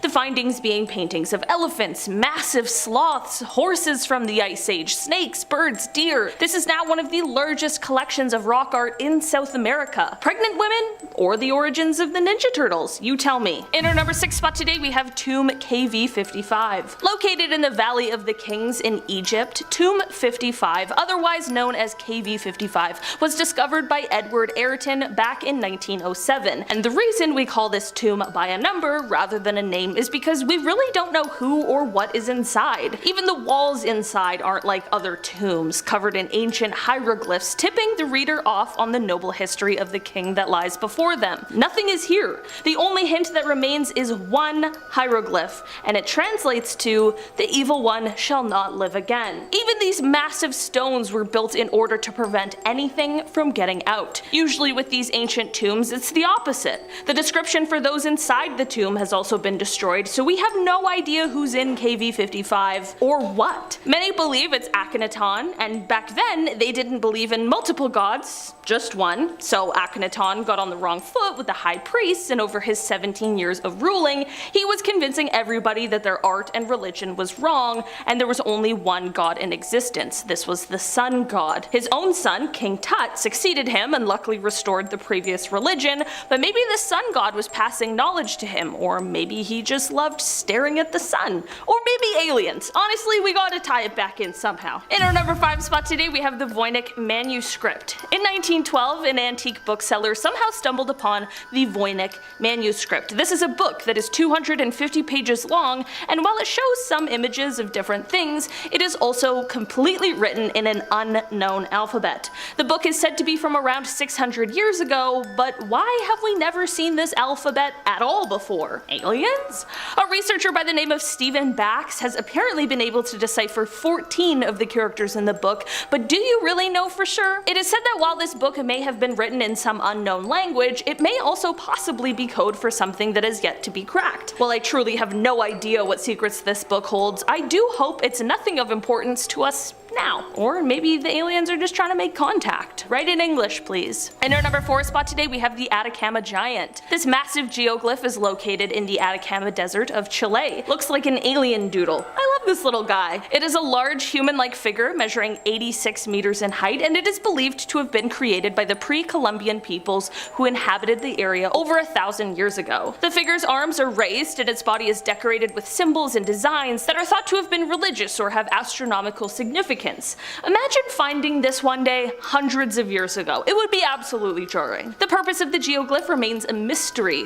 Who were they trying to communicate with in the skies? The geoglyph is speculated to have been used for astronomical observation or as a spiritual symbol. Today, the Atacama Giant is considered an important archaeological site and a cultural landmark in the region. In our number 3 spot today, we have the northern Kazakhstan geoglyphs. This is a package deal, more than one symbol in this one. Massive, mysterious geoglyphs were found in the remote regions of northern Kazakhstan. These geoglyphs consisted of various shapes and symbols, including circles, squares, lines, some of which stretch for several kilometers across the landscape. Our last one was one symbol, one little guy. This one here is much larger. The origin and purpose of these geoglyphs of course remain unknown, but they are believed to have been created by the ancient nomadic tribes who inhabited the region over 2,000 years ago. Some experts speculate that the geoglyphs may have been used for religious or ceremonial purposes, while others believe that they may have served as navigational aids. Or, if you're clicking this video, maybe they were communicating with higher beings. Maybe it was aliens, I'm just saying, alright? Today, the northern Kazakhstan geoglyphs are considered a very important archaeological site. In our number 2 spot today, we have the stone circles. The Middle Eastern stone circles are a collection of ancient structures consisting of standing stones. You guessed it, all forming circles. They're found in various parts of the Middle East. Again, an incredible amount of work was required to coordinate these geoglyphs. The stone circles are over 5,000 years old and were likely used for religious or astronomical purposes. Researchers have agreed that there must have been some sort of leader or head architect involved in order to make these circles happen. Maybe an alien architect. He's just laying out floor plans for this lovely new planet he found. Experts believe that they could have been used to herd wild animals, or the stone circles could have been used in ceremony after death. Finally, in our number 1 spot today, we have the Sajama lines. The Sajama lines were rediscovered in the 1930s in the Sajama National Park in Bolivia. It's a massive network of straight lines and geometric shapes stretching over 20 kilometers over the surrounding landscape. What creeps me out the most is that this looks like another planet. This looks like a crater with lines shooting out of it, almost like an ancient alien highway. Maybe I'm crazy, but we're here at number 1 after all. Some experts believe that the Sajama lines were used for astronomical observation as they are aligned with the movements of the sun, moon, and stars. That's both impressive, but also terrifying, okay? At number 10, the Anita experiment, the scientific discovery that proves the existence of parallel universes. Now, okay, this one isn't technically aliens per se, but I wanted to mention it first because not only is it real, but come on, what's more exciting? Extraterrestrial visitors or extra-dimensional ones? Huh? Imagine a remote research station in Antarctica where scientists diligently hunt for cosmic rays. Now that's intriguing on its own, but it gets even better. See, naturally they had their instruments facing the sky, but then these researchers suddenly detect not one, but 2 signals shooting out of the ground beneath them, defying all logic. See, these rays of neutrinos are supposed to come from supernova, so it's highly improbable that the rays are passing through the Earth without coming into contact with a single particle of matter, only to land on a tiny weather balloon in the sky. To make sense of this, scientists dived into over 40 papers offering a buffet of explanations. Dark matter, elusive particles called sterile neutrinos, and then, the grandest of them all, a parallel universe, essentially a mirror image of ours, but where time runs backwards. Imagine that! This audacious idea isn't pulled out of thin air either. It's rooted in actual science, a theorem which hints that alongside our universe, an antimatter universe stretches backward through time before the Big Bang. But let's tap the brakes here, because a more down-to-earth theory has surfaced. That's right, hold your antimatter horses, because it turns out it's more likely that these signals were simply reflected off of ice or skipped off subglacial lakes. The truth, it seems, is more grounded, reflecting high-energy particles, not parallel dimensions. Sorry, y'all. I mean, unless you want to go ahead and put away Occam's razor. But before I do, if you're enjoying the video so far, you can support the channel by pressing like, subscribing to Most Amazing, and ringing that notification bell. At number 9, alien fossils. Back in 1996, NASA dropped a bombshell. Well, not literally. They stumbled upon a meteorite from Mars right there on our very own Antarctica. This space wanderer, a potato-shaped piece of Martian real estate, harbored something truly astonishing, a fossilized microbe. That's like finding a cosmic postcard in your backyard. backyard. This meteorite most likely embarked on a 15 million year journey across our solar neighborhood before cozying up on Earth. Now let's dig deeper. The rock didn't just bring this Martian visitor, it also packed organic molecules. But before we declare aliens, bear in mind that this is an ongoing debate in the scientific arena. Some argue that this is a smoking pew-pew of extraterrestrial existence, while skeptics keep their feet firmly on Earth. What's your take on this otherworldly puzzle? At number 8 is the frozen ancient civilization. Enter Corey Good, a name synonymous with the clandestine narrative that spirals deep beneath the Antarctic ice. The year was 2017 when Good's voice resonated through the annals of conspiratorial discourse, asserting that a buried treasure lay beneath 2 miles of frigid ice, an ancient alien civilization, frozen in time. But let's rewind to 1939, a German expedition that allegedly stumbled upon this enigma. Fast forward to 2002, and the site begrudgingly opened its icy gate to scientists and archaeologists. What's captivating is Gode's own voyage, facilitated by the US Air Force, to witness the fabled civilization. A civilization that was rumored to be standing 55,000 years in Earth's past. This story leaves us yearning for forthcoming years to yield more insights into these Antarctic enigmas. At number 7, the Antarctic Pyramids. In 2016, rumors of pyramid-like mountains circulated the internet, capturing the imaginations of many. Could it be a creation of ancient civilizations, or perhaps, cue the dramatic pause, evidence of ancient extraterrestrial intervention? This square-based pyramid is perched upon the Ellsworth Range, standing around 4,000 feet tall. That's like 10 times the size of the pyramids of Giza. And that's just the tip of the iceberg. Or should I say, tip of the pyramid? Reports of plant and bacterial life dating back eons also have come to light, suggesting that maybe, just maybe, a prehistoric, or should I say pre-human society once grazed this frigid expanse, crafting not only pyramids but also tending to the vegetation. Bam! Proof of ancient aliens. Or just a neat geological formation. I'll let y'all decide in the comments. At number 6, Admiral Byrd's Crystal City. Esteemed US naval officer Admiral Richard Byrd was one of the first pilots to fly over both poles, organizing Operation High Jump, the largest expedition to ever travel to Antarctica with all kinds of ships, aircraft, and crew in order to scout locations for potential military bases. But during his explorations, Admiral Byrd allegedly came upon something highly unexpected. The following comes not from a public account, but from his own diary, discovered by his son after Byrd's passing, in which he recounts an extraordinary discovery. Upon encountering a large cave in the South Pole through which he could easily fly his plane, Byrd steers his plane into the opening and flew underneath the Earth. As he flies within the massive cave, he encroaches upon an incredibly temperate and lush environment, not something you'd expect in the South Pole. But that's just the beginning. He tells about how he sees a shimmering rainbow city made out of crystal. Suddenly he loses control of his plane as flying disc-shaped objects lead him to the ground, whereupon he's escorted to a being which he refers to as the Master in his diary, who tells Byrd that it's massively disappointed with nuclear weapons and how they've recently destroyed Hiroshima and Nagasaki, seeming to really be concerned with what's going on the surface, telling Byrd that these aliens hope humanity will ultimately stop this. At number 5, a UFO is discovered. In October of 2020, satellite images of Antarctica unveiled a peculiar sight. Amidst the icy expanse, an object resembling a semicircular flying saucer emerged, slightly elevated and casting a telltale shadow. Believed by some to be an ancient aircraft dating back thousands if not millions of years. The notion of aliens opting for this secluded spot brims with intrigue. However, before we leap into intergalactic conclusions, it's essential that we exercise caution. While this image sparks conjecture, we do lack conclusive evidence about its origin or purpose. At number 4 is the alien base. If this next story is to be believed, there's allegedly a secret alien base with advanced and unconventional weapons hidden in the icy waters of the Antarctic. According to a video uploaded by UFO hunters, a mysterious anomaly about 180 kilometers off the coast of Antarctica has been spotted. They speculate that it's not just some kind of hangar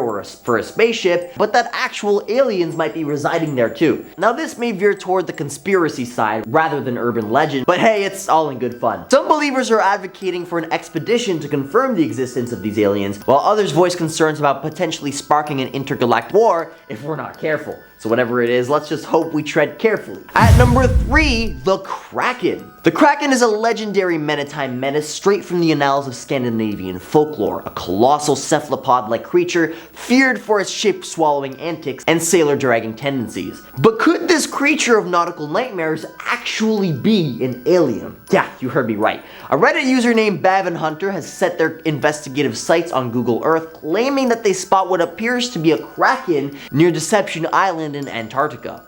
Quite the ironic location, I must say. They suggest that this dark spot lurking in the depths might just be this mystical monster. Granted, we've got some real-life cephalopods that can stir the imagination, but they're not exactly Kraken-sized. Or maybe it's a cryptic alien being lurking beneath the icy depths. At number 2, alien DNA. Traces of potential alien DNA were discovered in the Antarctic, a mind-boggling revelation that recently shook the scientific community regarding DNA traces found beyond the depths of certain Antarctic caverns. Algae DNA, intertwined with fragments from minute creatures, paints a picture of potential alien origin. Though no immediate creatures were unearthed, this discovery opens portals to speculation. Could Antarctica, once deemed a barren expanse, have teemed with diverse life forms? For life here are akin to an extraterrestrial habitat, hinting at hidden chambers harboring unexpected life. Warmth emanating from beneath the icy veneer adds to the intrigue, making it plausible for life to have gained a foothold here. At number 1 is the crashed UFO on Google Maps. In the realm of mysterious Antarctic enigmas, 2019 incident lit the extraterrestrial fuse. Enter Scott C. Waring, a fervent UFO enthusiast who, armed with Google Maps, embarked on a digital Antarctic odyssey. His pixelated gaze locked onto a triangular UFO ensnared within the icy clutches. With a distinctive hump and formidable edges, this alien ridge, should the thought unshackle this craft, could we witness an eerie revival of extraterrestrial occupants? This UFO trapped in icy stasis awaits a tangible inquiry, as its revelation could potentially reshape our cosmic worldview. So as we peel back the layers of ice and venture deeper into Antarctic's hidden past, we're left with a trove of unsolved puzzles. Are these clues pointing to the extraterrestrial visitors, or are they simply the product of natural phenomena that we've yet to fully comprehend? The allure of the unknown keeps us asking questions, keeps us searching for that flicker of insight that might illuminate the truth. And whether you find yourself firmly grounded in skepticism or ready to embrace the possibility of otherworldly contact, one thing is for sure: the Antarctic holds its secrets close.